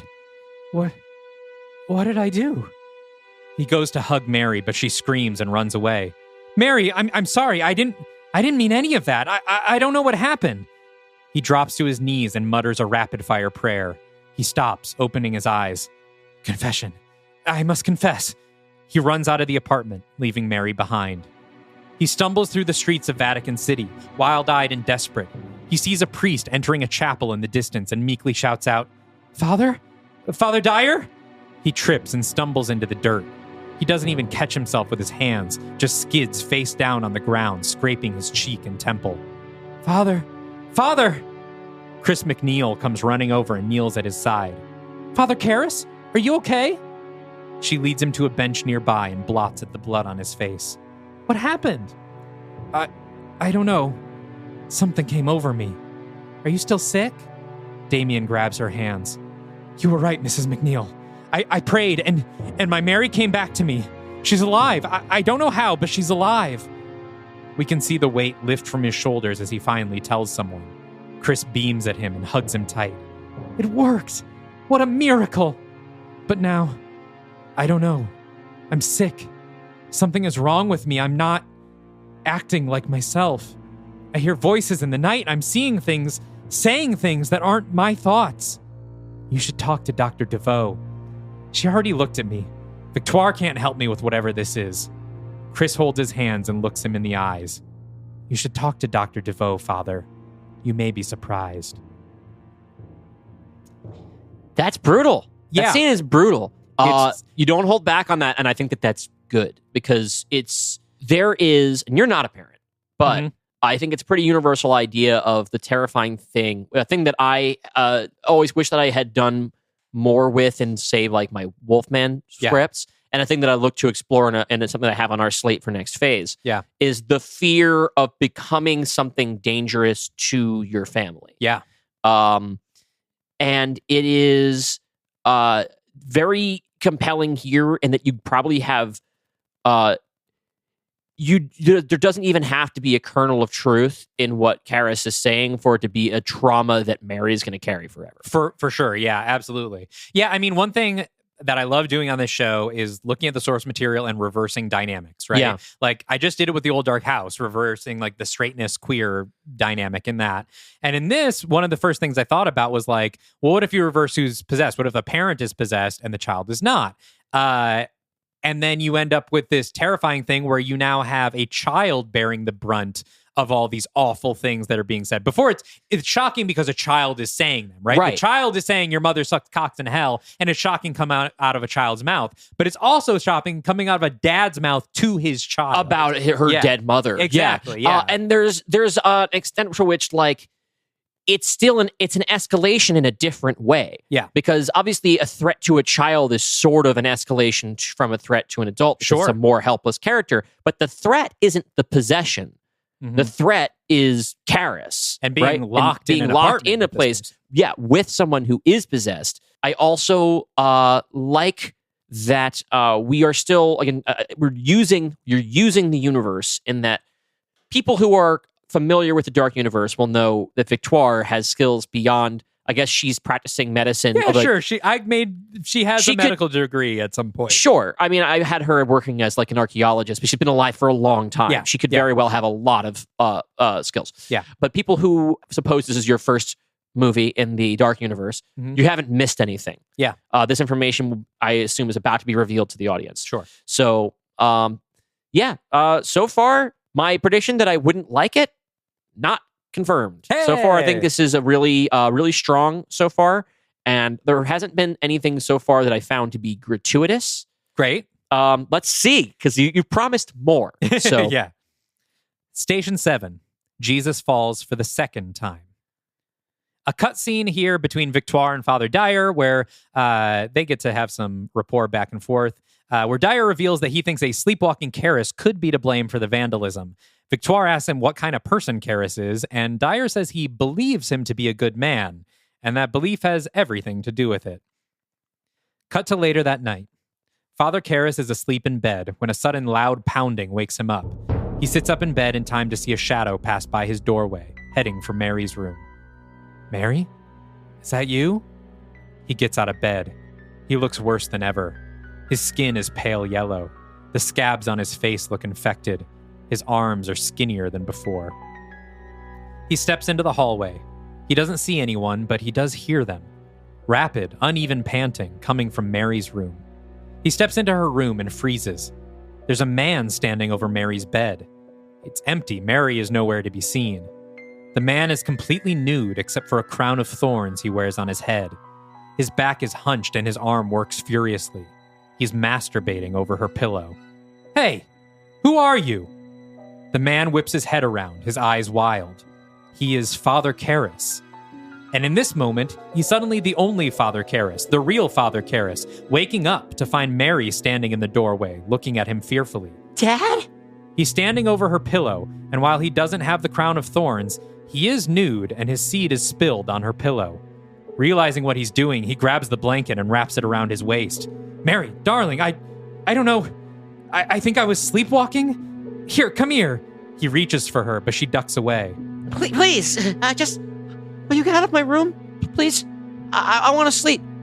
Damien is speechless. What could he possibly say? He leaves the room, taking the pillow with him, and shuts the door. Minutes later, he's dressed and storming out into the night. Cut to him inside an apartment building, pounding on one of the doors. Victoire? Victoire, it's Damien. No answer. He pounds and yells again. No answer. He turns to leave, but then changes his mind and tries the doorknob. To his surprise, it opens. Damien steps into Victoire's dark apartment. Victoire? Are you here? He looks around at her living room. It's different than he expected. A little witchier. There are candles and books everywhere, drawings of runes scattered about. He picks up a deck of tarot cards and flips through them. On a desk, there's a pile of foot-long, thin glass needles. He picks one up carefully. The tip of it is covered in dripping blood. He steps into her bedroom. The bed is neatly made. The room is empty. One of the bookshelves has been pulled away from the wall. He walks over to it and discovers a tunnel in the wall behind it, with steps leading down into darkness. He goes back to the living room for a candle and then descends through the tunnel. Eventually it levels out into a stony, wet corridor. He walks and walks for what seems like a mile, lit only by the small candle flame. He hears moaning, growing in volume as he continues. The tunnel ends at a curtain, covering the entrance from the other side. He gathers his courage and pulls it back. He's in the grottos underneath St. Peter's Basilica, which we saw at the beginning of the film. The chamber is lined with undead popes, chained to the ground by their ankles, wrists, and necks. Their feeble corpses cry out, filling the air with desperate, hungry moans. Oh, my Lord. He walks cautiously down the middle of the chamber, flanked by corpses kneeling like worshippers. At the other end, he steps through an archway to find an orgy in progress. The hall has been filled with banquet tables covered in rotting food. 50 people are strewn about on altars, naked, moaning, fucking. Their mouths are covered in blood. Damien spots Chris McNeil among them, on all fours, while another woman pushes a Virgin Mary statuette into her from behind. She looks up as she gasps in pleasure and spots Father Karras standing horrified in the entranceway. Gradually, everyone takes notice and stops, staring at him. From the back of the room, Victoire stands up, putting on a red robe, and smiles at him. Damien, welcome back. And that's where we'll take our break. Well, Dalton, it sure got more fucked up. Yeah, yep. So here's where it's the thing where, like, all right, it is a deliberately extremely fucked up image. Yes. To have this character basically see a vision of himself masturbating over his child's bed. Yes. And then essentially waking up and finding that he is that man. Yes. Extremely fucked up, yes. Extremely scary, extremely unsettling. I think if we were making an actual movie that you had to try and sell to actual theaters, I don't think that stays. Well, it is an inversion of Reagan masturbating with the crucifix. Yes, it is. No, I completely understand. I'm not saying that I would get rid of it. Right, you're saying the executives. I'm saying that I think 2025 that would maybe in an be like, actual we can't do that. movie, Yeah. I don't think that makes it. Yeah. However, we are not beholden to anyone. Yes. That is definitely, I would say, it's all subjective. Different things are more or less fucked up to different people in different ways. So far, I would say that is the new God King champion of most fucked up thing that has happened in any of our scripts. I did not enjoy writing it. There are many points in this script where I was like, I can't believe that I am making this happen. But like, I do think it serves the story I am trying to tell. It is a clear rock bottom for the character to reach in this scenario does not actually cause any bodily harm to our child character. Yes. I have a line. Yes. I definitely have a line. Yes. Mary is not in that bed. Yes. That is a very hard line for me. She is in the other room when this is happening. Yeah. But it's still very fucked up. Extremely fucked up. Still, terrible. Yes. Yeah, I think that's an important distinction there. Maybe that's enough to keep it in the film. It's in our canon. It's in our film. Yeah. I'm not retconning it out. Yeah. It is a very it will be the thing that people are talking about. Yeah. It is the Barry Keoghan fucking the grave scene Mm-hmm. of this movie. Mm-hmm. So although we're only halfway through. Who knows? You say it continues to escalate. Because then in the 2 scenes later, we have someone pulling a Benedetta with a Virgin Mary statuette. That is true. Yep. Yeah. Sorry, Catholics. Sorry, Catholics. Really, all Christians be pretty upset with this one. Look, William Peter Blatty was a hardcore Catholic, and he wrote stuff like this. Yes, I mean, here's the thing: the point of it here is that it's supposed to upset you. Not everybody is, and I think that at this point, the point in the I'm show, making is not that this is a good thing to do. You made it very clear in all of your preamble for weeks, in fact, that this was going to be one that was going to be upsetting. Yes, and I am of the school of thought that I think that so long as it's not done without care or with malice, it's not only not bad but good for a work of fiction to upset you now and then. So. I just thought it was important to point out. Yeah. I didn't write this, and I'm not endorsing it. Yes. I am simply allowing your artistic intent to remain. I'm not going to censor you. I will also especially say, since you already said the thing. I will also say, since we live in the era of people misunderstanding authorial intent, I don't endorse anything anyone in this film does except maybe Mary. Mary is maybe the one character I can be like, whatever she does is fine. That's right. Everybody go out there and eat communion wafers to your heart's content. Okay, she was a zombie at the time. Living Mary. Okay. Living Mary. Everyone else, everybody I do not eat communion wafers only in the proper religious context. Yes, exactly. I would not desecrate the host myself. I never have. I never will. Even though I'm not Catholic. I will do it. I will have characters do it in a story, though. And anyway, we should go to break. Let's go to break. Let's refill our waters and try and restore our souls. Yep. As then we will hop directly into Station 8. Yes. Here we are brainstorming our remake of the 1962 cult classic Carnival of Souls.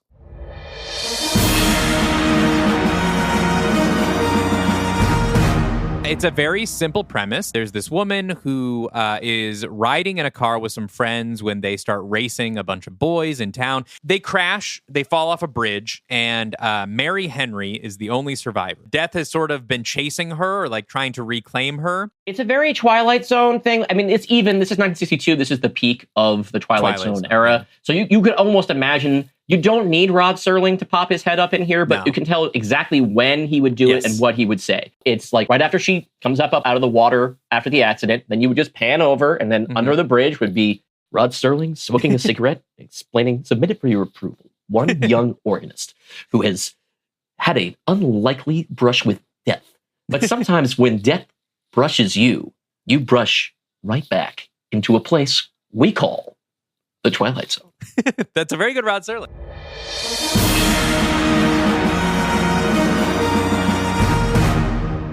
Station 8.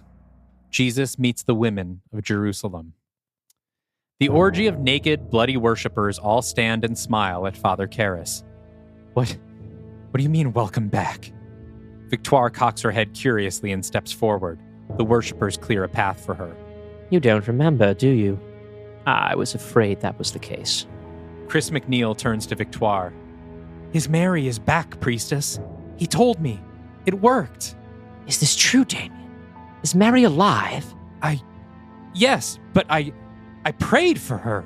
I prayed and my prayers were answered. Victoire nods sympathetically. That's right, Damien. Your prayers were answered, but not by God. What are you talking about? You came here 2 weeks ago, begging me to bring Mary back. She touches his arm, and he's struck by a flash of memory. We see him in this same spot, kneeling before Victoire, wearing her elaborate red and gold robe. We hear Victoire in voiceover. You ate of the unholy host. The worshippers, all in black robes, work at benches. They pour cups of menstrual blood and vials of semen into round molds, which are then fed into an oven. We see Chris McNeil take one of the baked Eucharists and carry it in her cupped hands to Damien. Trembling, he hesitantly opens his mouth and closes his eyes. Victoire places the host on his tongue, and he chews. You consecrated your union with the Legion. Another flash. Damien is nude, standing behind one of the shackled undead popes. He thrusts himself inside the zombie, moaning in disgust as he does so, but continues thrusting as the pope gnashes and drools. You drank the blood of infants. While Damien penetrates the pope, which is a sentence I can't believe I wrote. God damn it. While Damien penetrates the pope, Victoire steps behind him with a goblet filled with blood. She holds it to his lips and pours. He drinks it down greedily, lapping it up as it runs down his face and body. Back in the present, Damien falls to his knees. Victoire puts a comforting hand on his shoulder. Even then, a black miracle of this magnitude. Nothing's certain. She kneels in front of him. I know this is a lot to take in, especially for a man of faith like yourself. But Damien, your daughter is alive. That's what matters. Damien closes his eyes and his head and shoulders slump. He remains motionless like this. Damien, are you all right? Still motionless. She shakes his shoulders. No response. She turns to the onlooking worshippers. Fetch my medical bag. Damien, wake up. Father Karras finally moves. One arm lifts over his head to grab a rough fistful of his own hair, pulling his head back so he's looking at Victoire. He's smiling. I'm sorry. Damien's fallen and he can't get up. You'll have to deal with me now, priestess. Victoire stands up quickly and takes a step back. To whom am I speaking? To God. And you've got a lot to answer for, you naughty little girl. Pazuzu? Is that you? No, priestess. This is our first time meeting. The worshippers look frightened. Chris approaches with the medical bag. Victoire, what's going on? Nothing. Everything's fine. Is it, whore mother? Or are you once again lying to the congregation? He snatches the medical bag out of Chris's hands. Give that back, Damien. Damien's not here! He shoves Victoire with incredible strength, and she goes flying backwards down the stairs onto the marble floor. Damien addresses the frightened crowd. The blood of the innocent. Official sport drink of the Black Mass for 2,000 years. But where, oh where, does the High Priestess obtain it? They know already, demon. The stillborn babies. It's lifeless blood. It does no harm. But isn't that strange? Seems like it's not really a sacrifice if the child was never alive to begin with. Can a body without life really be innocent? Victoire stands back up and faces her congregation. Children, your priestess dismisses you. But I do not! Damien reaches into the medical bag and pulls out more of the long needles we saw in Victoire's apartment. What medical procedure are these for, priestess? Victoire doesn't answer. The congregation seems uncertain. Allow me a moment to preach to the choir. See, you take one of these needles here and you slide it up the sleeve like so, he demonstrates. And then you maneuver yourself into the position of local midwife. Flash to a vision of Victoire delivering a baby for a local mother. She tells her to push, looks at her with excitement as she says the head is crowning. Then we see the long needle slide out of her sleeve. She reaches in between the mother's legs. Back to the grotto. Damien pushes the needle into the soft skin of his palm, pushing it until it stabs out the other side. A quick penetration of the soft crown as soon as you can see it. A life snuffed out before they even see light. Irrelevant! It's immoral to bring a life into a world like this. I'm showing these children mercy. Perhaps. Or perhaps you're dooming these souls to be trapped in a lifeless, limp body for all eternity. Sounds like a question of faith, doesn't it? He poses this last question to the congregation. There's a lot of disagreement, shouts of outrage, of defense, everyone arguing, until finally Chris McNeil stands up next to Victoire. Stop it! I stand with our priestess. I thought my own daughter could be brought up in this world, but I was wrong. It took her. Changed her. I was faced with the hardest choice a mother could ever make, and I stand by it. She's better off now. Mommy? Chris whips her head around to look at Damien. Mommy, is that you? Rags? Reagan? Mommy, help me. I'm stuck here and I can't get out. I know, baby. I did the best I could. Why did you tell that man to shoot me? Why didn't you save me? Rags, I'm sorry. There was nothing left that I could do. Father Karras brought Mary back. Why can't you bring me back? Chris is crying now. Don't listen to him, Chris. That's not Reagan talking. Please, Mommy, I don't want to go back into the darkness. Bring me back like Mary. Chris runs to Damien. I'm trying, Rags. I promise you, I'm trying. Try harder! Damien lunges forward with the needle, plunging it into Chris's bicep. He pulls it downward, dragging it perpendicularly through her flesh, cutting a jagged path down her arm until it breaks off inside her. She screams and falls backward. The worshippers run, fleeing the grotto. Damien cackles. Victoire holds the injured Chris, looking with horror at Damien. She then leads Chris out of the grotto, leaving Damien alone. He turns to face the rows of restrained popes. My loyal subjects, you look uncomfortable. What say we loosen those chains a bit? We have gone to another level still of fucked up. Wow. I will say everything in here is in the original Exorcist book. You don't see it happen, but when they're talking about the Black Mass, these are the things that are described. Okay. Even the needle with the newborns, the menstrual blood Eucharist. And it's also stuff that's in actual Black Mass documentation. Yes, but that is the way that you've created this mislead that we just assume, and I did also, because I thought it was like a good twist for this apocalypse to have, that naturally we're just people just not having kids, which I wasn't going to make a big fuss over, but does contradict some stuff that kind of was said earlier. Hey, look on the bright side. Esmeralda's baby Might be fine. gonna be fine. Yeah. Damn. Now, Victoire, as someone who is trying to worship these deities, a big part of that is sacrificing the innocent. yeah. This is what that looks like. It's not pretty. We've only put her in the past in situations where she was sort of on the good side. But this is what she. But if you could make yourself live for 1,400 years or whatever, And if you're fucking Dracula, and you're our fucking Dracula, our Dracula, yeah, then you ain't no good. you ain't no good. You ain't no good. Man, and also if you're still on board with the movie at this point, If you're still listening, what could we do to lose you? Frankly, yeah, heavy stuff. Welcome to the least listened to episode. Very of Are You Afraid of the unpleasant Dark images Universe? placed into my head. Thanks.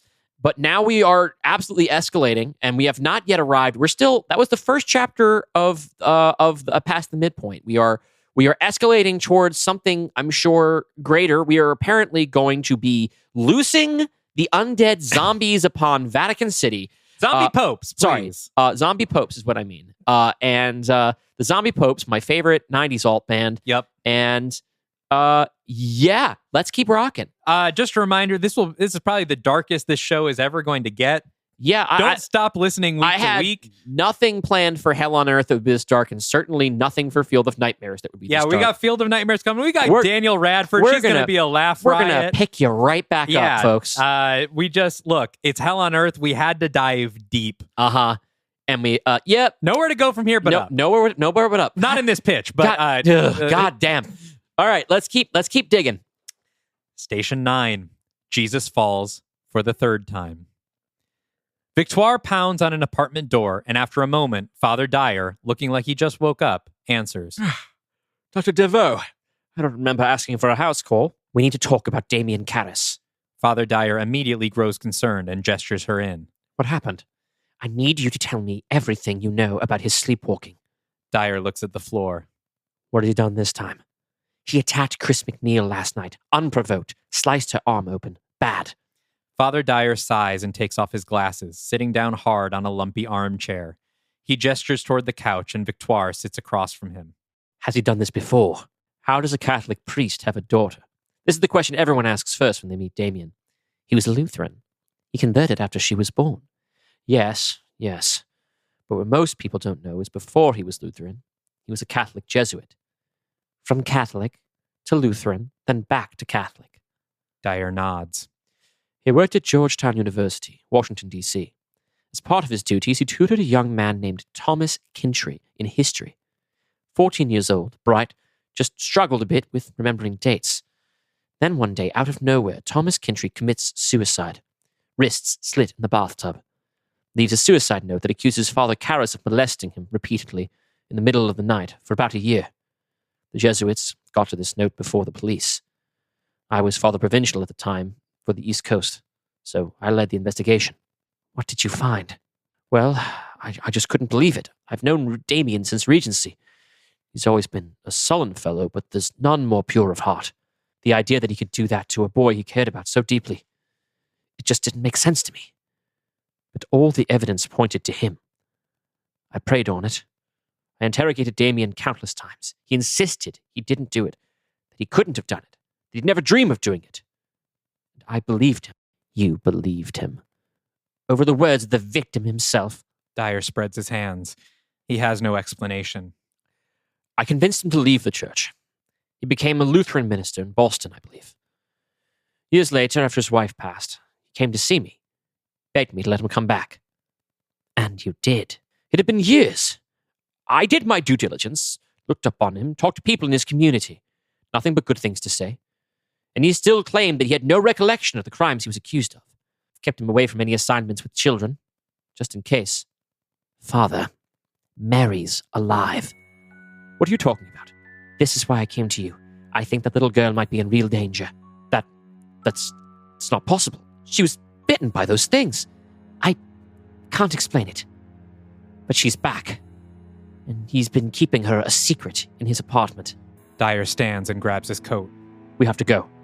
Hard cut to Mary, running terrified through the apartment. From another room, we hear Father Karras yelling, "Come here and play with Daddy, Mary! There's no need to be scared. Daddy would never hurt you. You know that." Mary, breathless, crawls into one of the kitchen cabinets and sits with her knees hugged close. She closes the door, sealed into the darkness. Stay close on her dark, tear-stained face, crying as quietly as she can. Father Karras stomps around the apartment nearby. Then silence. After a moment, a new voice. A young boy. "Hello? Hello? Is anyone in here?" Mary listens warily, but doesn't respond. "My name is Thomas. I live down below. I heard noises and screaming. Is someone here?" Without opening the door, Mary puts a finger to her lips and frantically gives a loud, "Shh! Is someone there? I thought I heard something. Where are you?" Mary thinks for a moment, conflicted, and then finally pushes the door open with her foot. Standing across the kitchen isn't a little boy. It's Father Karras. He's shirtless, and his body is covered in small, fresh cuts, spelling out various Latin phrases. His skin is jaundiced, posture hunched. He stands with his back to Mary, and in one hand he holds a kitchen knife. He turns his head at the sound of the cupboard opening, and with the voice of Thomas Kintry shouts, "There you are, you cocksucker!" He lunges for her and she screams. He grabs her by the ankle and drags her out of the cupboard. Outside in the hall, Father Dyer pounds on the door, Victoire by his side. Damien! Damien, open up! They hear Mary scream. Father Dyer slams his shoulder into the door. Inside, Damien is on top of Mary, an insane smile on his face. He raises the knife. "Time to go back where you came from, little one. I thank you for letting me in, but you're no longer needed." He stabs down, but she kicks wildly and hits his wrist, sending the knife flying. He gets off her to go after it, and she runs to the front door, just as Father Dyer and Victoire burst in. Mary wraps herself around Dyer's waist and hides her face in his shirt. Mary? What's going on? From the end of the hallway, Damien appears, knife back in his hand. "Just sacrificing a little lamb, trying to atone for some recent sins." I need you to wake up now, Damien. This isn't you. "Do I look asleep to you, you stupid fuck?" Father Dyer takes a step back, shocked. Father Karras laughs. "The Black Pope and the High Priestess. I've only just arrived and I'm already healing ancient divides." What are you talking about? "You mean you didn't tell him, Victoire?" "I'm sorry, Father, but I'm afraid you're missing a few puzzle pieces." Dyer turns to Victoire. What is he talking about? "Hey, Joe! Joe, it's me, your student, Damien Karras. You know that black mass you've been looking for? Well, listen to this." Damien opens his mouth, and Victoire's voice comes out, reciting a prayer to the gods of death, speaking of the blood of the infants and of the unholy Eucharist. Father Dyer sputters, trying to wrap his mind around this. Right under your feet, Joe. She's even been killing the babies right out of the womb. And if I know one thing about Catholics, they hate dead babies. I'm taking Mary away from here, Damien. I'm going to get her somewhere safe, and then we'll deal with you. Safe?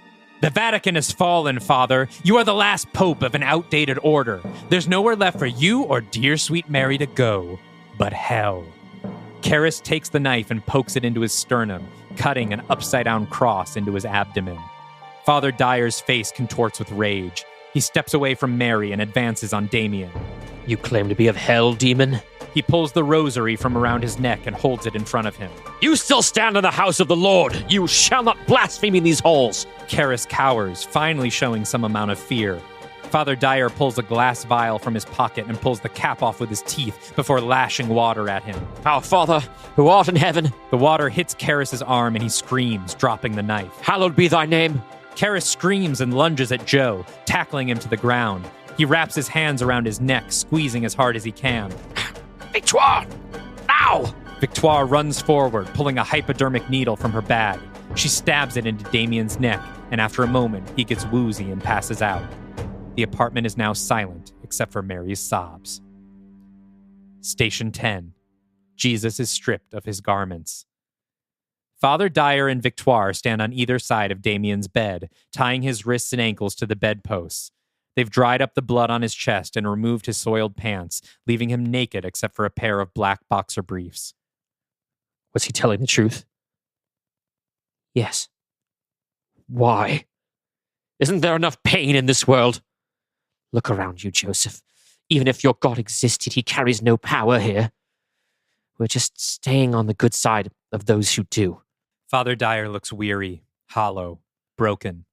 He finishes tying one of Damien's wrists. Whatever he did to bring Mary back, did it involve possession? I don't know. What do you mean you don't know? What did you do to him, woman? Damien offered himself spiritually to hell. The ritual he performed doesn't necessitate possession, but his soul was wide open. Anything could have crawled inside him in that time. Dyer thinks for a moment. We need to act fast. We? You want me in on this? My only concern right now is saving my friend by any means necessary. You know a lot more about what may have happened than I do, so until he's back, you're with me. And then what? You can't exile me, Joseph. I have as many followers in this city as you do. That's a problem for tomorrow's Pope. For now, we need to find Father Lancaster Merrin. Who is Lancaster Merrin? He looks at her gravely. He's an exorcist. End of Act 2. Hey, The Exorcist. The Exorcist. The point of the movie to point at the screen and say, that's The Exorcist. And this is right now. One of the biggest parallels to the original film because Father Merrin in the original Exorcist doesn't enter until Act 3. Right, although we do have a glimpse of him at the beginning in the prologue, right? Yes, you see him, in Iraq in the prologue. And here we have not met Father Lancaster Merrin yet. If there is a way, if there's not a reason you can't do it, you could always have him in the crowd of priests in the beginning. Yes, if you want to establish him earlier. In a next draft, I would like to do more with Father Merrin and also more with Mary. Right. Mary has had some interactions in at least one cutscene, but I would really like to. My goal, like if I were to turn this into a novel, which I'm considering, every chapter would begin with a flashback to Mary before the zombie apocalypse. Right, but we do have to, when we're doing this show, we have to try and keep the whole idea to being incomplete. Yes. Incomplete shapes of movies. I think even idea of movie is not a term that we can use anymore. It is an abbreviated movie. Abbreviated means we had to cut something. Yes. So that's Act 2. We basically talked about it as we went. I'm sorry. I know it's intense. It's The Exorcist. Yeah, you can't say we can't say you didn't warn us. We can't say you're not honoring the original. I think it's not a different. By and large, this is the same kind of fucked up and intense as The Exorcist, with the added addition of some Dark Universe fucked up levels. And I think once we get to the end, when sort of the themes start to become more clear and the point of this movie, like right now, it may seem to the listener, especially ones that maybe don't like violence as much, this is a lot of pointless violence and grossness. And maybe you'll still feel that way. But I do know what this movie is about. And it will come together in Act 3, I hope. Okay. And we can talk about it afterwards. But hopefully in a way that justifies all of this nastiness. All right. Well, we're about to move on, and you're going to be introducing an actor who's been having an absolutely terrible year, and hopefully this is a role he can really dig his teeth into. Maybe in a future draft. Like I said, I would like to do Okay. more with him in another draft, but he gets something to do here. Okay. Act 3, Station 11. Jesus is nailed to the cross, a.k.a. the 3 hours agony. Another apartment in Vatican City. Even compared to the priest homes we've seen already, this one is remarkably Spartan. A cot, a writing desk, a Bible on the bedside table, a portrait of Jesus over the headboard. Speaking of Paul Schrader. Yeah. A man kneels at the cot, gaunt, aged, composed. There's a knock on the door. Without hurrying, the priest finishes his prayer. Then he turns his face to the door, and we see Father Lancaster Marin, played by Giancarlo Esposito. He opens the door to find Father Dyer and Victoire. I was wondering when you'd come. Do you know why we're here, Father Marin? Marin nods. There is a snake in the garden. Marin notices Mary hiding behind Dyer and is surprised. Who is this? The snake's daughter, Mary Caris, But she... is the first holy miracle of our new age. We must start right away. Will you hear my confession? Yes, my son. We switch to Mary's perspective as she watches Father Dyer enter Marin's apartment and close the door behind them. She looks up at Victoire, who smiles at her. It's okay, darling. Your father's going to be okay. That wasn't my dad. He would never hurt anybody. Victoire looks at her with sympathy, conflicted. We'll find someone to take care of you while we get this all sorted. No, I want to come. Mary, dear, you really shouldn't see this. I can help. My dad will come back if he knows I'm there. Cut to inside the room, post-confession. Father Marin collects his things. Have you verified beyond a doubt that Father Karras is indeed possessed? Dyer hesitates. Yes. Marin turns, unconvinced.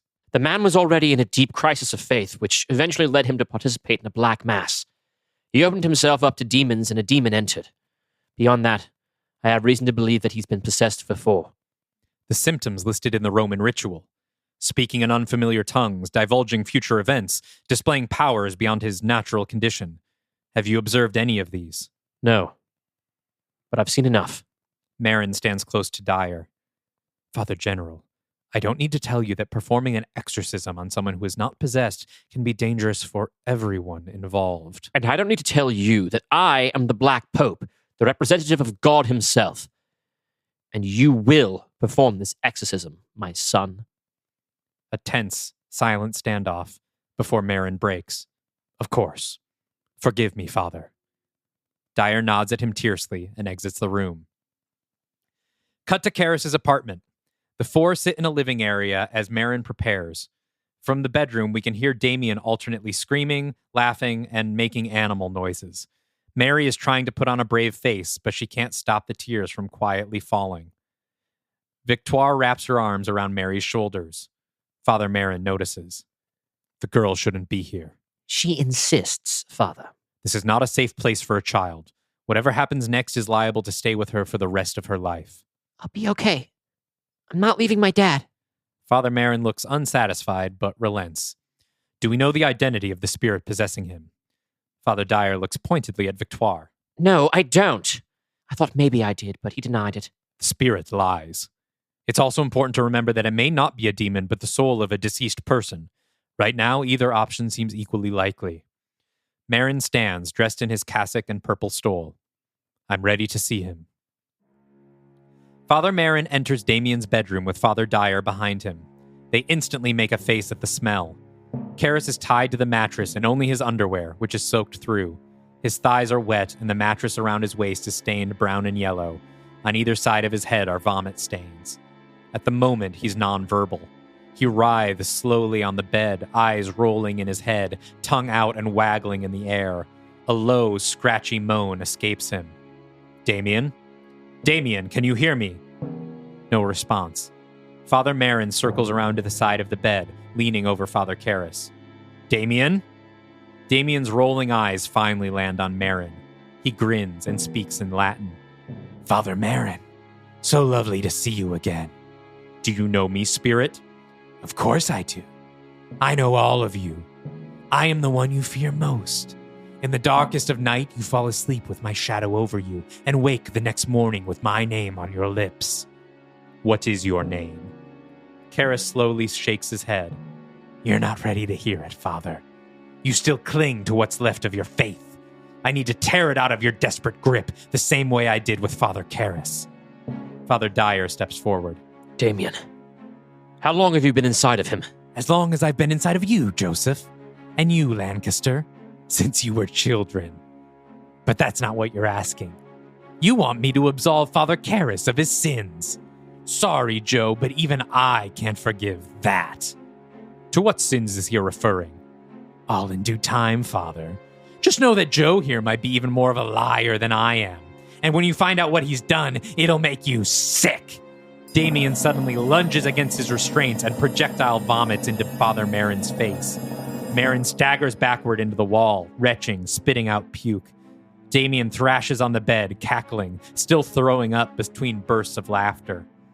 Father Dyer rushes forward and injects him with another sedative, and slowly he calms down, eventually passing out, face covered in his own vomit. Lancaster, are you okay? Marin wipes his face with his stole. Give him an extra dose. We need to take him to St. Peter's. What? Why? It is easier to exorcise a demon in a holy site, and right now, the Basilica may be the last holy site on earth. Dyer leaves the room and talks to the 2 Swiss guards. Lock down the city. No one leaves their homes until I give the say-so. Nobody can know what's happening here. Understood? The guards nod and leave. Victoire stands. Joe, what happened? Do you know who the demon is? I believe it might be Satan himself. Cut to St. Peter's Basilica at sunset. Orange shafts of light shoot in at low angles from the windows.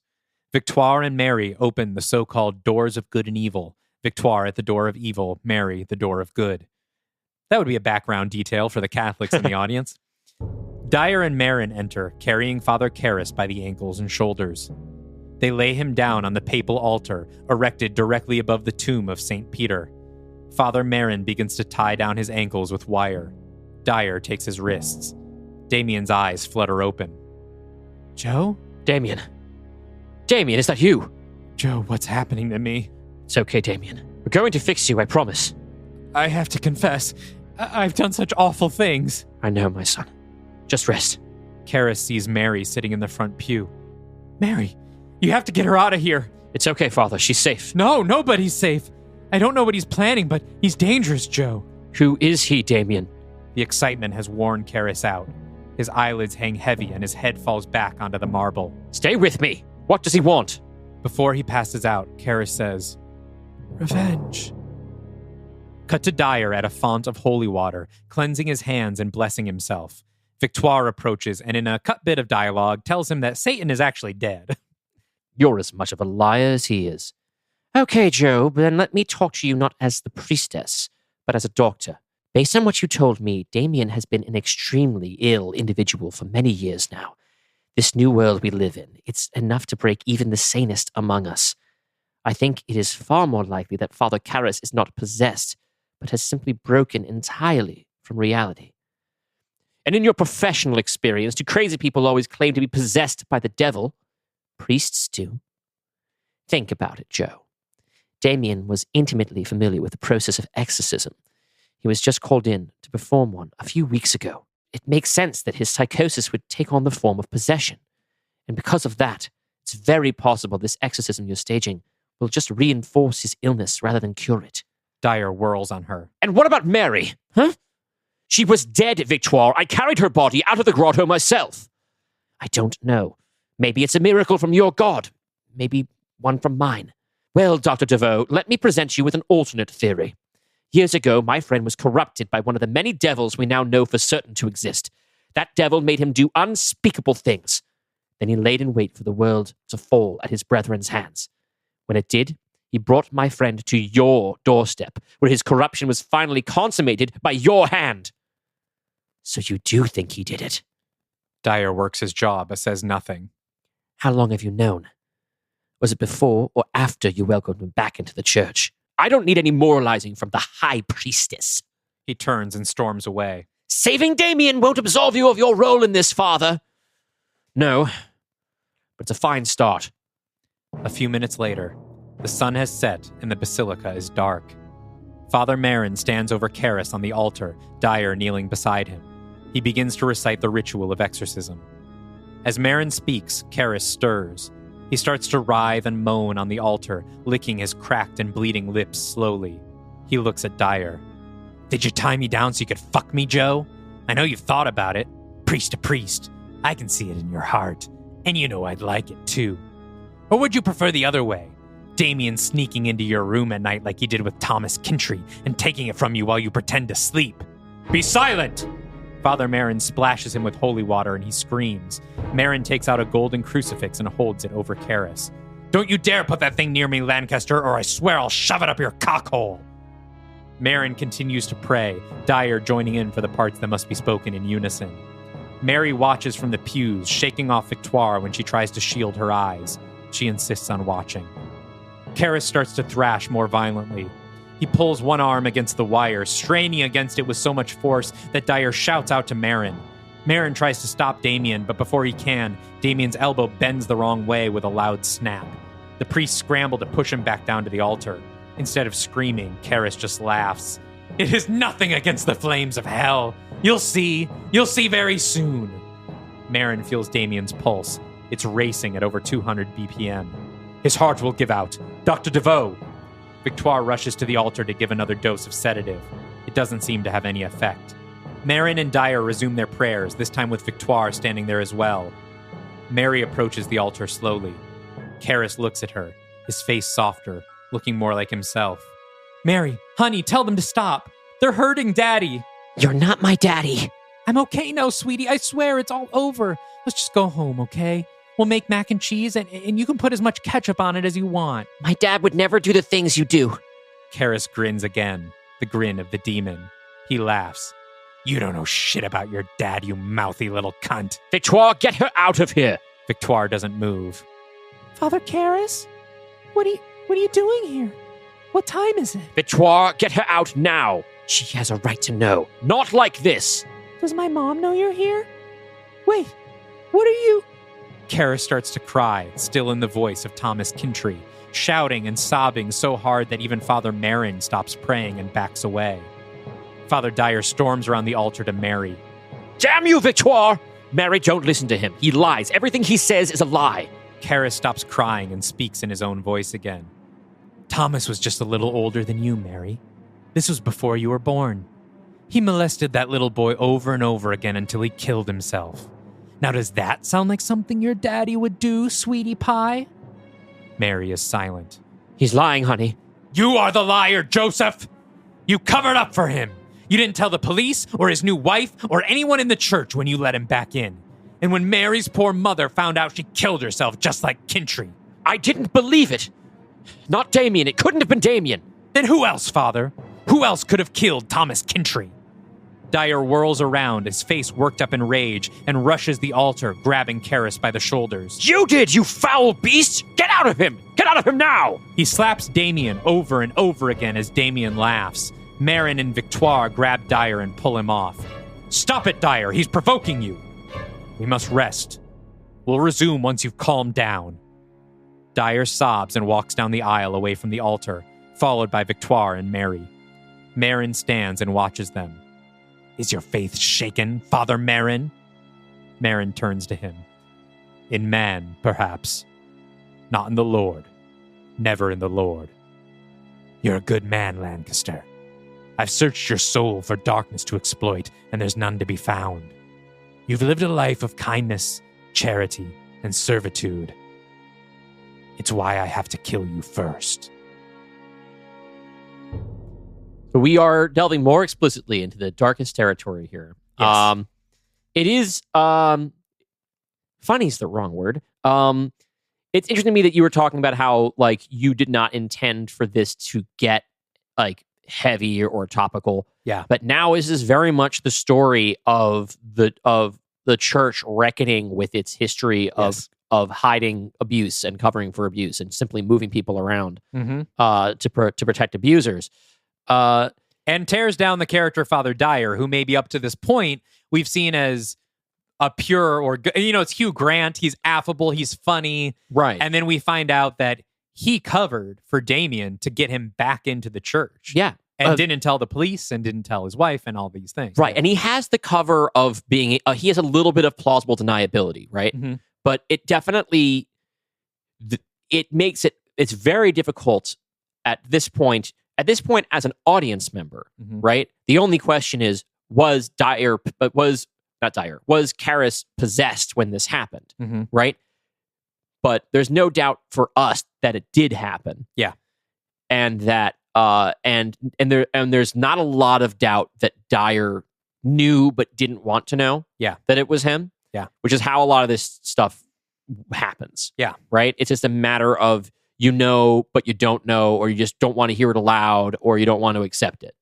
There's a part in the original Exorcist, the book and the film, where Karras asks Father Merrin why a demon would do this. And he says basically to make us despair, to shake our faith, right? And as much as everyone's saying that the demon is a liar, so far he has been the most honest person in this film. Like, he has only said things that he's told people's secrets, basically. Uh-huh. And it has shaken everyone to their core and made them despair just by, he said some, I'm not saying everything he said has been truthful, but like most of the damage he's been done has been like, this is what Father Karras did. Dyer, this is what you've done. Yeah, Victoire, this is what you've exposing done. people's sins. Yeah. Which is, I think, like, it's consistent both with like the MO of demons within most exorcism stories, and also within our dark universe, right? Yeah. These are beings that thrive and live off of human suffering. Yeah. And there is nothing more consistently painful than a truth you want to deny. Yeah. And that you know, right? So it's interesting the way that this all kind of does draw back to, like the origins of this character's crisis of faith, right? Because he knows everything that we know. Mm-hmm. Maybe he doesn't know for sure that his body was involved in the abuse of this boy, if indeed he was possessed, Mm-hmm. right? That might not even be an answer we get, right? Because that, in terms of the dilemma or the thing you're trying to comment on, almost is not the thing that matters. Yeah. The person who we are judging here, I mean, Victoire killed some babies. That's pretty bad. But the judgment that we're talking about right now, that we're focused on, is the judgment of Dyer, Mm-hmm. right?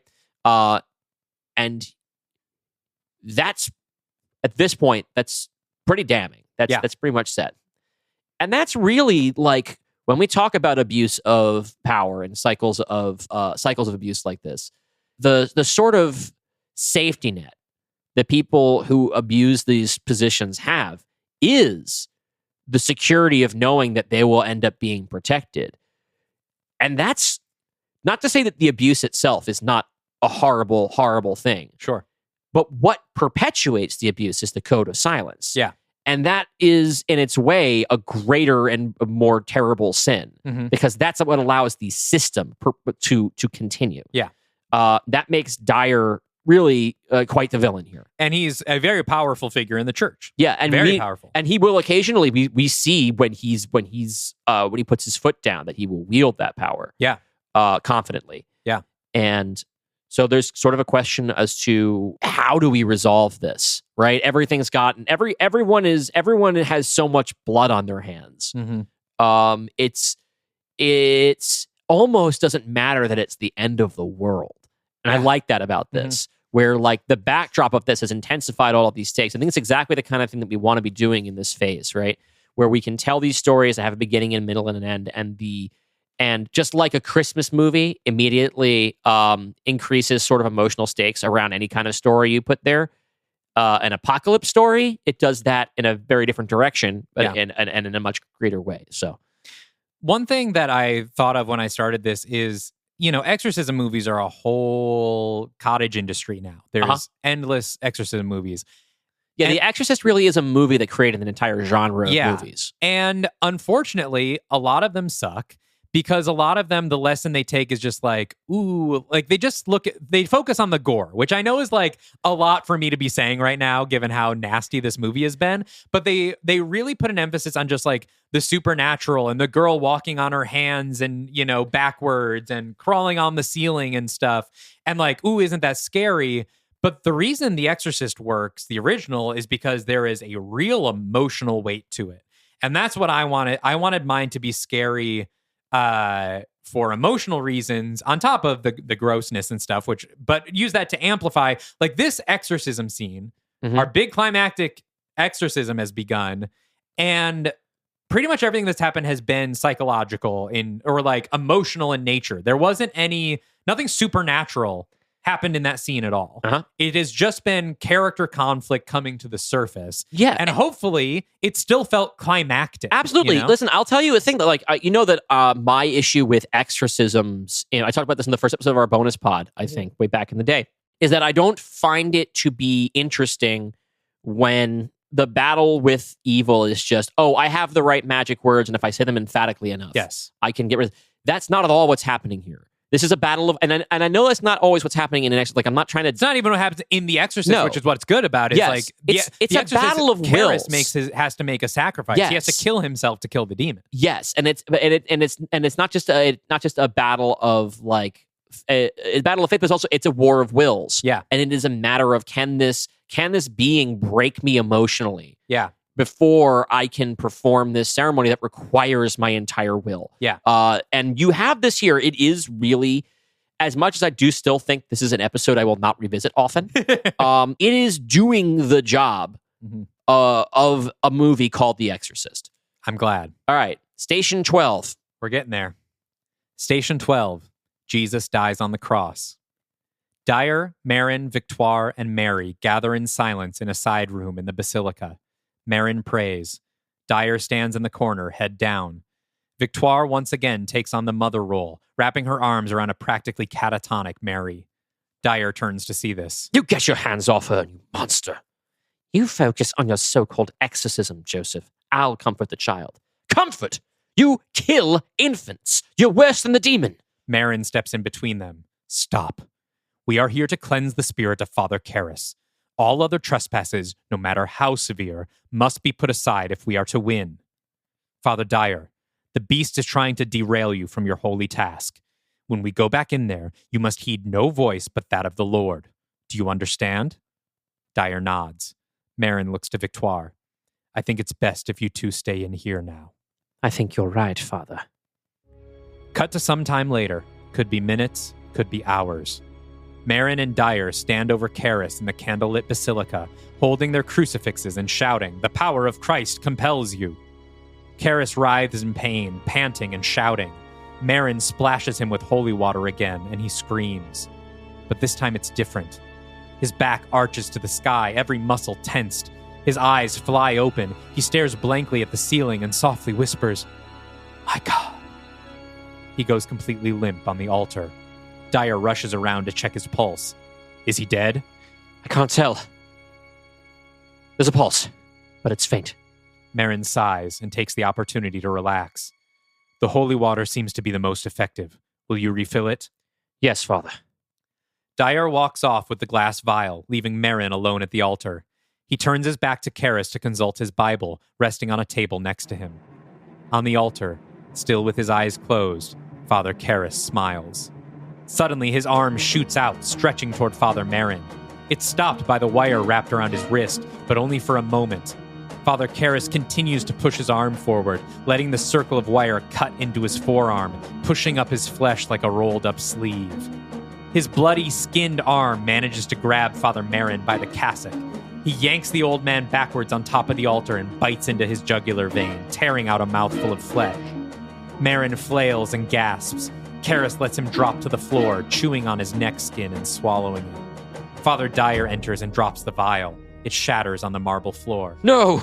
From his vantage point, he watches Karras yank his unskinned arm towards his body, degloving his hand. He reaches over and uses it to untie the knot on his skinned arm, then sits up. Damien, what have you done? Congratulations, Father Dyer. Today you carve your name in the stone of human history as the last pope of the Catholic Empire. Station 13. Jesus is taken down from the cross. Father Karras rises, standing on top of the papal altar. What are you doing, Damien? What is your plan now?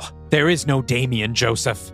There is only my divine love, and I will use it to tear down this heretical monument you built to me over thousands of years. What monument? The Basilica? The church! A fantasy built on the shoulders of one delusional carpenter, eventually transformed into the largest cult of abuse in human history. Honestly, I have to respect it. Even if you tear down his house, God will triumph. There is no God. There is no heaven. There is only death and hell and eternal torment. Do you want me to prove it to you, Father? Damien Karras is there now, waiting for you. He screams for you, begs for your forgiveness. Even now, he thinks the forgiveness of a tyrannical bastard will make a difference. Father Dyer shakily holds up his crucifix and advances. You are from your father, the devil, and you choose to carry out your father's desires. Karras laughs. Do you know how Mary came back, Joseph? He was a murderer from the beginning, and he does not abide by the truth, for there is no truth in him. Some demon down there granted Damien's prayer because they knew it would tear this place apart. When he lies, he speaks in accord with his own nature, for he is a liar, the father of lies. She was a Trojan horse, and the army she carried into your walled city was me. Dyer is close enough now that he's holding his crucifix a mere foot in front of Damien's face, but the demon doesn't flinch at all. Who are you? Name yourself, demon. Not yet, Father. If you survive this next part, then you can know. Karras grabs Dyer by the wrist and pulls him close. Dyer gasps, but Karras doesn't attack him. He just reaches into the pocket of his cassock and pulls out a ring of keys. Before Dyer can snatch them back, Karras runs to one of the chained-up doors to the grottos. No, you can't. Time to meet your forefathers. Karras unlocks the door and throws it open. At first, nothing. Just silence and blackness from below. Then, a horde of 90 zombie popes comes streaming out of the grottos, scattering through the basilica. Karras roars with laughter. Exterior shot looking straight down at the basilica as zombie popes pour out from all sides, running into the night and spreading across Vatican City. At this point, we would also cut to Victoire and Mary as they're beset upon by a zombie, and there would be an action sequence as Victoire tries to protect Mary. But we're running long, and intercutting action sequences takes a lot of time, as I have learned. Father Dyer stands motionless in the basilica, frozen in horror as his fiefdom collapses in front of him. Then, from out of the darkness of the grottos, one final figure emerges. He's barely a skeleton held together by a few rotted sinews. He moves slowly. His skull hangs low, and in one bony hand, he carries a long, ancient blade. Dyer watches as he crosses to the bronze statue of St. Peter, which is currently adorned with the papal tiara. With great effort, the skeleton lifts the tiara and puts it on his own head. Dyer gasps. St. Peter. He falls to his knees and begins to pray. O holy apostle, because you are the rock upon which Almighty God has built his church, obtain for me, I pray you, lively faith, firm hope, and burning love. St. Peter approaches Dyer. Meanwhile, having just defeated and escaped one of the zombie popes, Victoire and Mary run in and see Dyer prostrating himself before the skeleton. Joseph, no! Get away! Dyer is jolted out of his prayer. He looks up at the expressionless skull above him. He's seized by terror and shouts, Lord, save me! St. Peter plunges the blade of the holy lance into Dyer's side. Mary screams. He falls to the ground, holding his bleeding wound, and dies. Mary catches a glimpse of a figure silently leaving the basilica, shirtless, carved up. Her father. She runs after him. Victoire doesn't notice she's still looking at Father Dyer's body. In the square outside, Mary sees another brief shadow as Damien walks through a doorway. She runs to it and finds a set of steps leading down into the necropolis. Station 14. Jesus is laid in the tomb. The necropolis is a claustrophobic labyrinth of mausoleums reaching back 2,000 years. A network of modern catwalks winds through and above them, used for tours. Dim work lights flicker, lighting Mary's path along the catwalks. Every time she passes a mausoleum, she hears pounding from the crypts and sarcophagi. Piles of bones embedded in the dirt around her tremble. Finally, she finds her father. He stands in the tomb of the Egyptians under a painting of Horus. Mary climbs down from the catwalks to the ground. He smiles at her. Hey, sweetheart. There you are. Dad? Is it you this time? He crouches down to look at her on her level. It's me, love. And I have something very important to ask you. Do you still believe? Believe what? Suddenly, the pounding of footsteps. They both turn. Victoire hops down from the catwalk and pulls Mary back away from Damien. Leave her alone, demon! Ah, so now you believe, priestess. I don't know what I believe. That's what I like to hear. Mary, months ago, you asked me about the people on TV who said they were gods, and I told you there was only one God. That part was true, but I was wrong about who that God is. He's not the Father, or the Son, or the Holy Spirit. He spreads his arms wide. The only God that matters is death itself. Look, Mary, these sarcophagi hold the bodies of people who died 2,000 years ago, almost as old as I am. They died just like Thomas Kintry died, just like your mother died, just like your father died. Victoire holds Mary close. Why are you doing this? Why does this child matter to you? Because she is innocent. One of the last innocent souls left on this expired plane.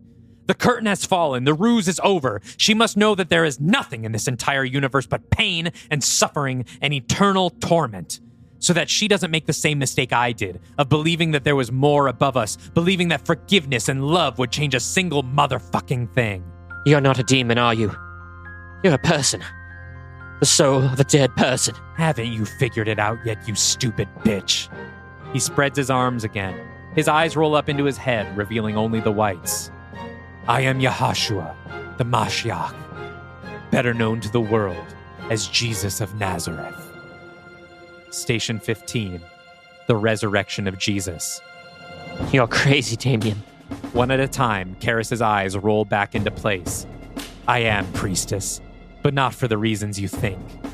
Imagine going through your whole life thinking you were important, believing yourself, as I did, to be the savior of mankind, all because my stupid whore mother told me it was true. You think you know the suffering I endured? This entire fucking city was built to worship that suffering, and it was only a fraction. 6 hours I hung on that cross before I died, expecting to be welcomed into the arms of my Father. Instead, I woke up still hanging from the cross, still in agonizing pain. And do you know what sick joke those demons decided to play on me? Every Sunday, when gullible fucking lunatics like your father ate of my flesh and drank of my blood, I felt every last bit of it. Every consecrated Eucharist ripped from my body by snakes, every drop of blood let out by crows, and knowing every day that the people doing it thought it was because I had saved them, that it would exempt them from the same torture. Is that what you want for Mary, Victoire? You want her to live a life of delusion? I came here to put an end to my suffering. This is my house, after all, isn't it? Don't I get to tear it down if I want to? Victoire steps toward him. I don't care. I don't care if you're Damien Karras or Jesus fucking Christ or if you drop a nuclear bomb on this place. Just leave me with the girl. I'm afraid I can't do that, my child. Why not? Because the priest is still inside of me, and I want him to suffer. He lunges at Victoire. She screams and falls backward. He wraps his hands around her throat, one of them still skinned down to the bone. Mary screams for him to stop. This is our perfect end, Victoire. Don't you see it? There's as many pagans buried down here as Christians. Why don't we join them? Victoire grabs a loose brick and slams it into Karis's temple. He just smiles at her. She hits him in the jaw, knocking it loose so it juts out crooked. Blood pours out of his mouth onto her face, but he still doesn't let go. She hits him again, this time in the arm he had broken earlier, snapping it fully, and he finally has to let go. She climbs to her feet, and immediately he's on her again, vicious as a wild animal. He pushes her back into a sarcophagus, and the lid slides open. A skeletal hand reaches up and grabs her shoulder with a ghastly moan. She screams and throws Karis headfirst into the coffin. He pulls himself out and advances on her. He's a horrifying sight. Jaw crooked, temple bleeding, body carved up, one forearm skinned and shattered, one hand degloved. But still he talks. Where did you hide the infants, Victoire? You know their souls are still alive and they're wriggling around in limp little bodies. Did you bury them properly or pile them all up in a closet somewhere? I'm sorry for that. I truly am. Don't ask me for forgiveness, witch. We're all of us sinners. He rushes her again, checking her into the wall. Her skull hits the stone with a crack, and she falls to the ground, motionless. He turns slowly to look at Mary. She's huddled against the wall, crying. It's okay, sweetheart. At least you'll be buried next to your rapist father. Mary closes her eyes, frowns, focusing on something. What are you doing? She stands up, lip trembling, eyes still closed. I hear the voice. What? What voice? It doesn't belong to anyone in the choir. It's not my father. It's not Jesus. It's not Father Dyer, or Dr. DeVoe, or Satan, or anyone else. It's everything put together. Everyone in the world. He stares at her with worried curiosity. She opens her eyes and looks into his. I hear the voice, Dad. It sounds like me. Karras reacts as if struck. He falls to his knees before her, and his demeanor changes. The evil leaves his eyes. Mary. Dad? Oh, God. Please, someday, if you can. Forgive me. He looks up and shouts, Save your servant! Damien grabs his own head by the crown and the chin and quickly twists, snapping it so it faces fully backwards. He falls in front of his daughter's feet, dead. Dad? Dad? Fade to black. Fade in on the next morning. The remaining population of Vatican City carries bodies through the streets. They are equal parts Pope corpses, citizens, and members of the Swiss Guard and Gendarmerie. They stream down the streets, depositing the bodies in the Sistine Chapel. Through its doors, in the middle of one of the piles, we see Damien Karras and Joseph Dyer's lifeless faces, their bodies lying on top of each other. People walk among the piles with gas masks on, pouring gasoline on the bodies. At Victoire's signal, the piles of bodies are lit and the doors are closed.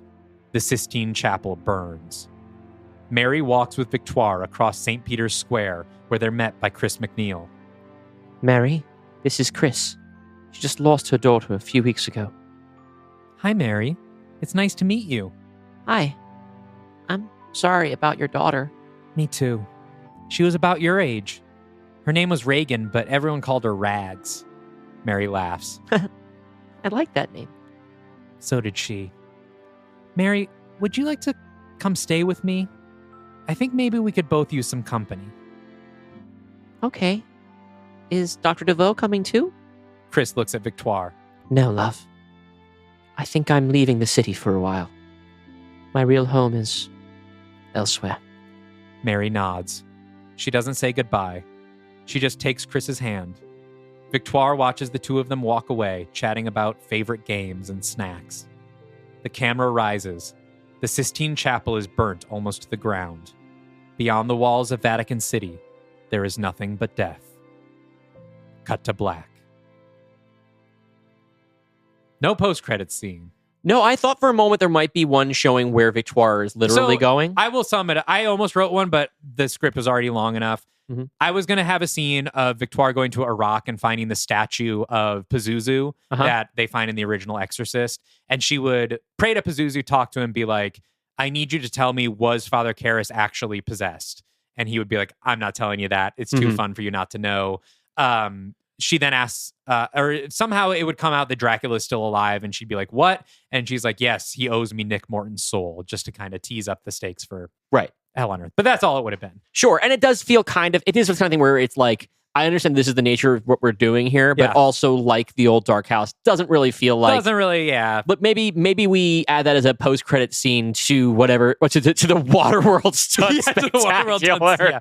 Or Field of Nightmares, I don't know. 2 weeks after this, we'll be talking about the Waterworld stunt show. All right, so let's unpack the ending of this thing. Yeah. I didn't say anything because I did not want to tip off anybody who had not put it together, but I like the way that it's set up pretty well. I think even by around the midpoint but the being possessing Father Karras is some sort of avatar of Christ himself. Yeah. Which I guess is a new topper for most blasphemous thing that's happened on the show. Yeah. But within the rules of our world, it's a tragic and understandable character, right? Right. Yeah. Because this world is otherwise very much like our own until it diverges significantly around the events of our films. Yeah. We know that Christianity is a thing. Yeah. Which means there was a Jesus of Nazareth. And we know unless we made some serious changes or revisions or twists to what we've established in terms of how our world works, that he could not have been the Son of God and he wasn't saving anyone's soul. Yeah.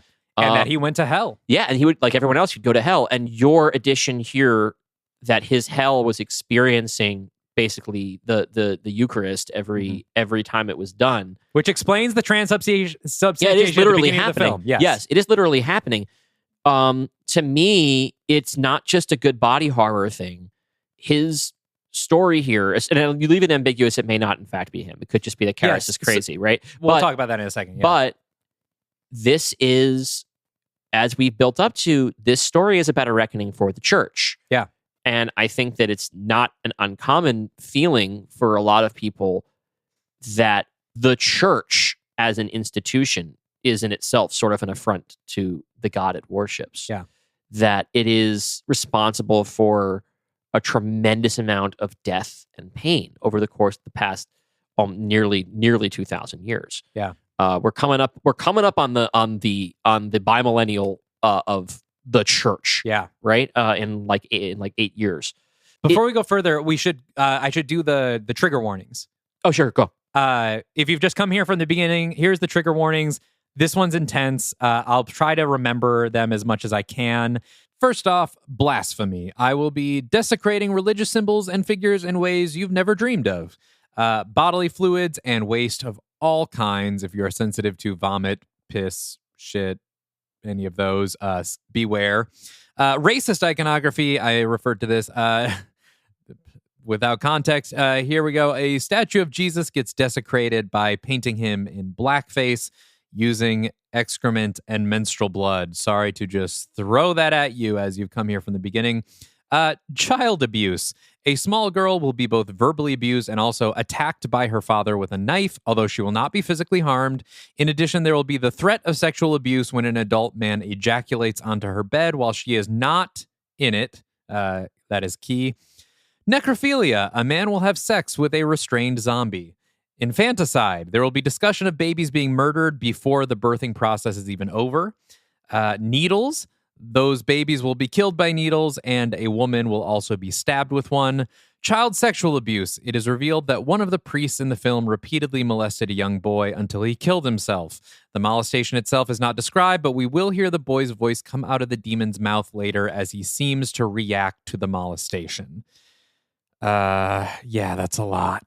But before you decide not to listen, Dylan, tell people that you liked it. I did like it. Okay, so just know that. It was intense for me, and there are moments where I'm like, God, I really don't think that we would really get away with this in a movie, and not like they couldn't I don't know if you should get away with this in a movie. Yeah. But I do believe it is all here for a story purpose and speaking to a theme that I personally find very resonant, and I think that to tone it down would actually almost be doubling down on the very sins you're trying to comment on. Yes. So, with that being said, you can go back to the beginning and decide whether you want to. But yeah, like what we're coping with here is a distinction, which I think is very important to a lot of people of faith, between religion and faith. Yeah. Between between church and faith. Yeah. Right? And it comes around to something that, even if I didn't know how it sort of feeds directly into something that I'm planning to write and will tease no further, Mary's expression of faith in the end, the voice being everyone, like, I really love that line, by the way. It's everyone, and it sounds like me. Yeah. That choked me up a little bit to perform. There are a couple, this is a very emotional script to perform, by the way, and I feel like people were very locked into it. Yeah.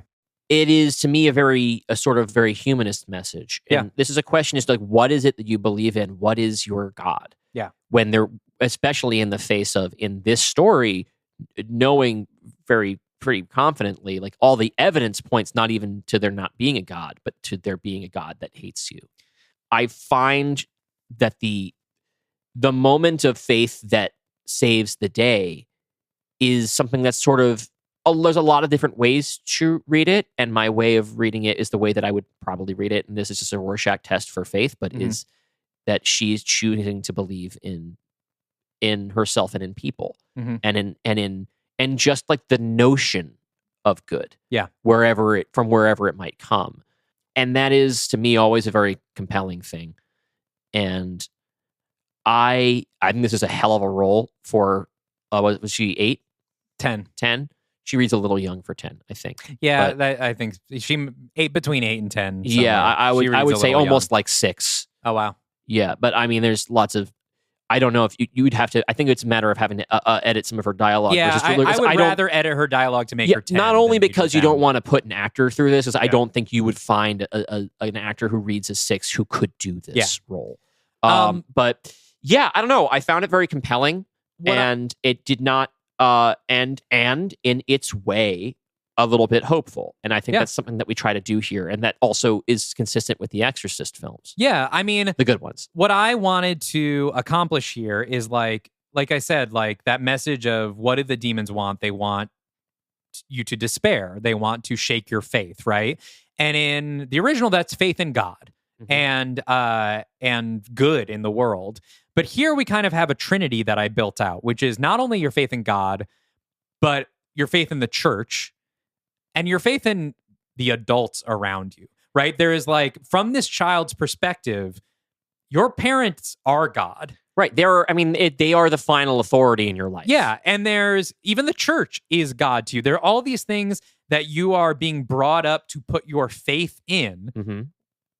And they'll fail you. And they will fail you. And this is a case where especially the church has failed its congregation. I don't think that is even controversial, probably among most Catholics. Maybe not most, but a lot of Catholics would recognize that in a lot of the recent things, the Catholic Church as an institution has failed its parishioners.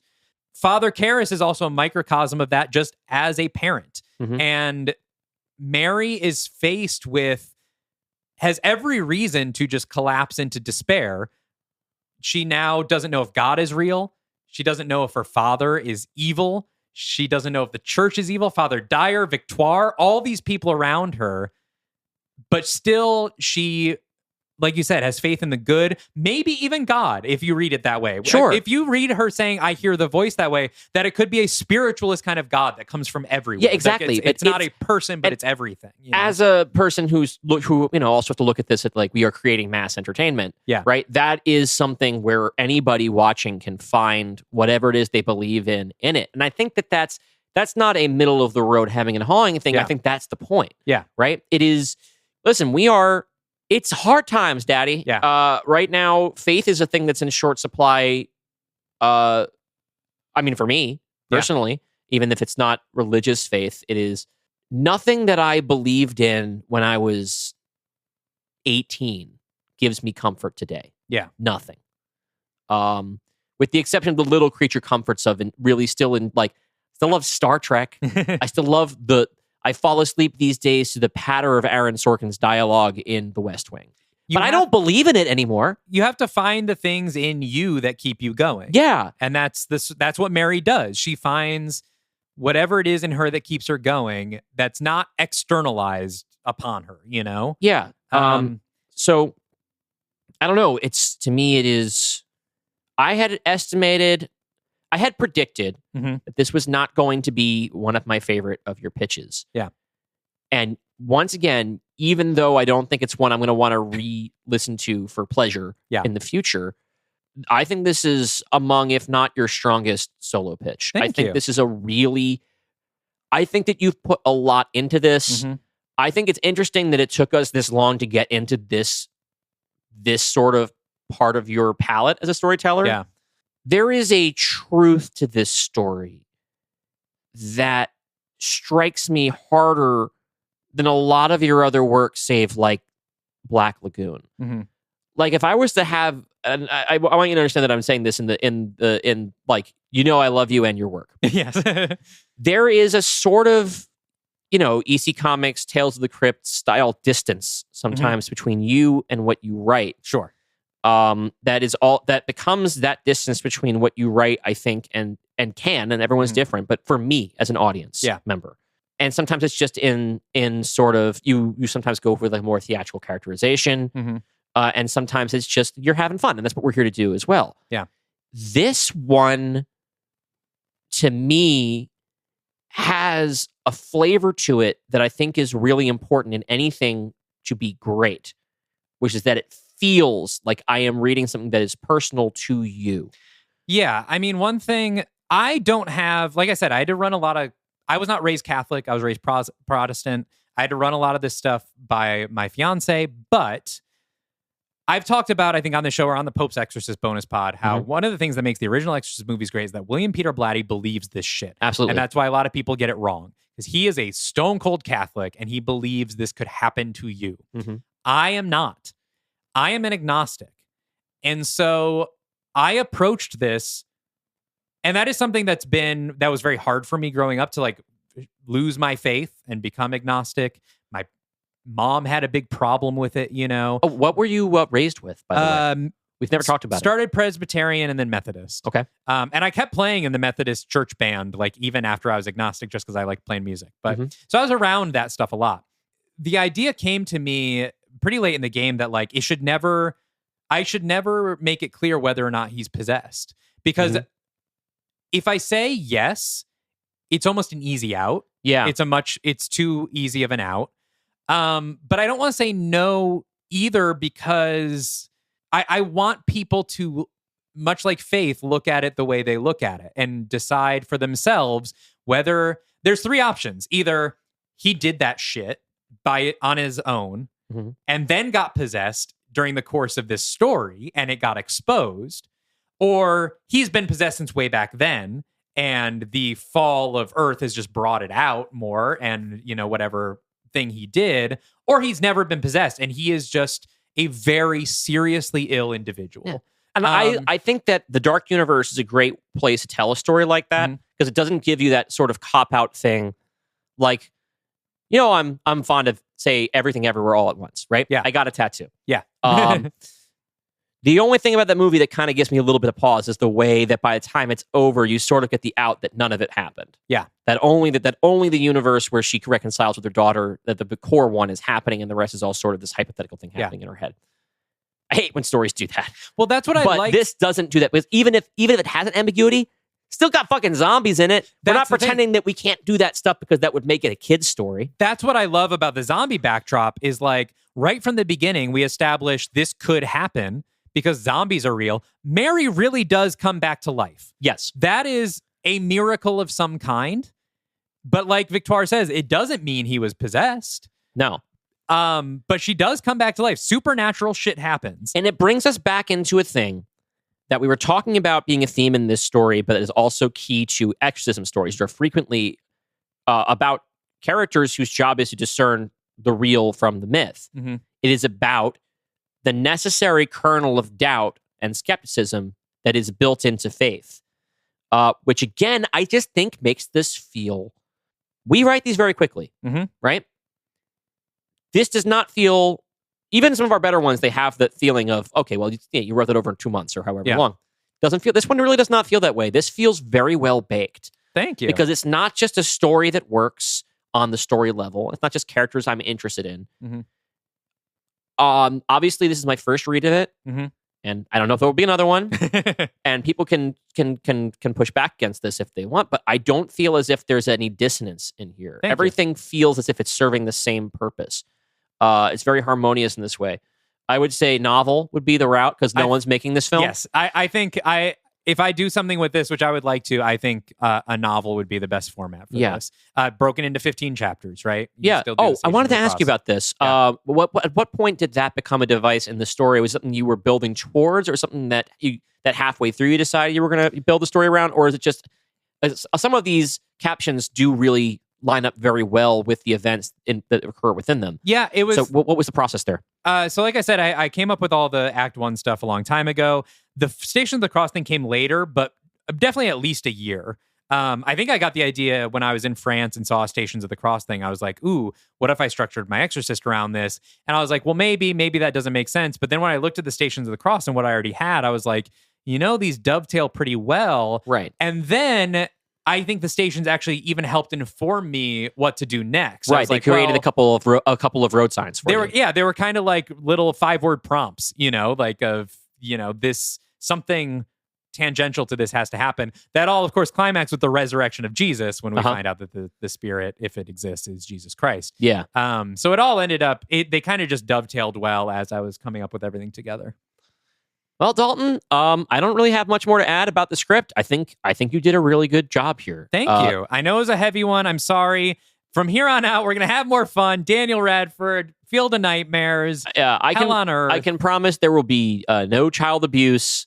There will be a child in peril in Field of Nightmares, but it's going to be pretty light stuff. It's like Hook impairment. Yeah. Okay. Yeah. So run home, Jack. Even though so far my script is really pretty bleak.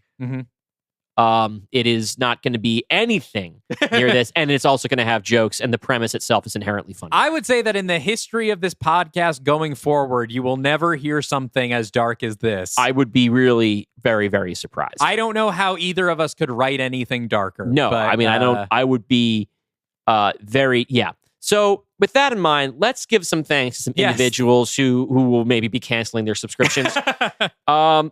Thank you so much for your support. Here's a shout to our $50 a month executive producer level patrons. These are folks who have purchased themselves a little shout out here on the show, as well as all the other benefits available to all patrons, like our bonus pod. Brian Egan, Brent Dreyer, The Real Nick Morton, Mar Bendlar, Matt Thackeray, and Soonmot. Thank you so much for supporting us. And a big shout out to our studio executives. These are the patrons who pledge $25 a month at patreon.com/Dylan and Dalton. And thus not only get a shout out, but get to pick one of the movies that we must pitch in our bonus pod for studio mandates. That's Alyssa, Beerus, BotBot B, Bill French, Joseph Angel, Jonathan Morgantini, Joe Valiant, Cadel, Moose, and Tom Webster. Thank you so much for all your support. And thank you to everybody listening, patron or not. We really, really appreciate your support. Listen, if you're upset and you need to let it out, Dalton will accept it. Yes, I think I have earned that at this point. Dalton will be reading the comments on this particular YouTube episode. Yes. And I want to also say, and maybe I shouldn't speak for you, and maybe you should say this, but the intent here is not specifically to offend anyone's, to besmirch anyone's beliefs. No, I should say this. My intent, unless your belief is that the Catholic Church has never and could never do anything wrong as an institution, in which case you are incorrect. You are incorrect. The Church, an institution of mortal men, is extremely fallible. I am not here to poke anyone in the eye about their faith or anything like that. I don't have any. I actually have. This sounds like such a my best friends are black kind of thing, but I have Catholic friends, and I love and respect them.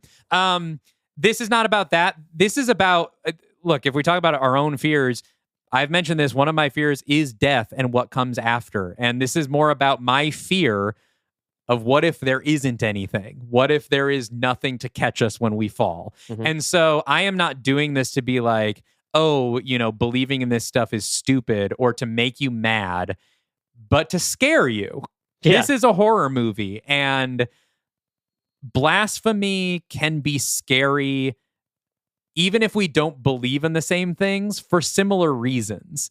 And everything I wrote in here, none of it brings me joy. It freaks me out, which is why I wrote it. And also, I don't think anyone needs to be told this, but the events or the cosmology of the Dark Universe does not represent any of our literal beliefs about how the world works. I do have a Maltheist streak in me, but I am also, in general, agnostic. Yeah, which means that I don't think any of your beliefs are dumber than any one of the other ones, including an adamant belief that there isn't a God. Like, that also is a thing where I'm like, you don't know, dude. I'm actually a Pastafarian. I'm still doing that. You're still doing that? I'm still doing You're still that a spaghetti monster thing? I'm a spaghetti monster guy. We don't have to keep all that in there. No, I think it's a good idea. In fact, I wish it was at the beginning of the episode, but... Well, why don't we'll just put a long thing, and we'll do that thing where we cut out every single gap between the words, and it'll just be this really long thing like you're at the end of a commercial for car insurance or something. Yes, yeah. Anyway, our point here is we are running a little bit long on one of your episodes, Dalton, which I want to make sure that I tell you and guilt you about. Yes. I don't know. I think it's important right now to remember what it is that you believe in, and that your beliefs belong to you. I hope whatever you believe that you can still hear the voice.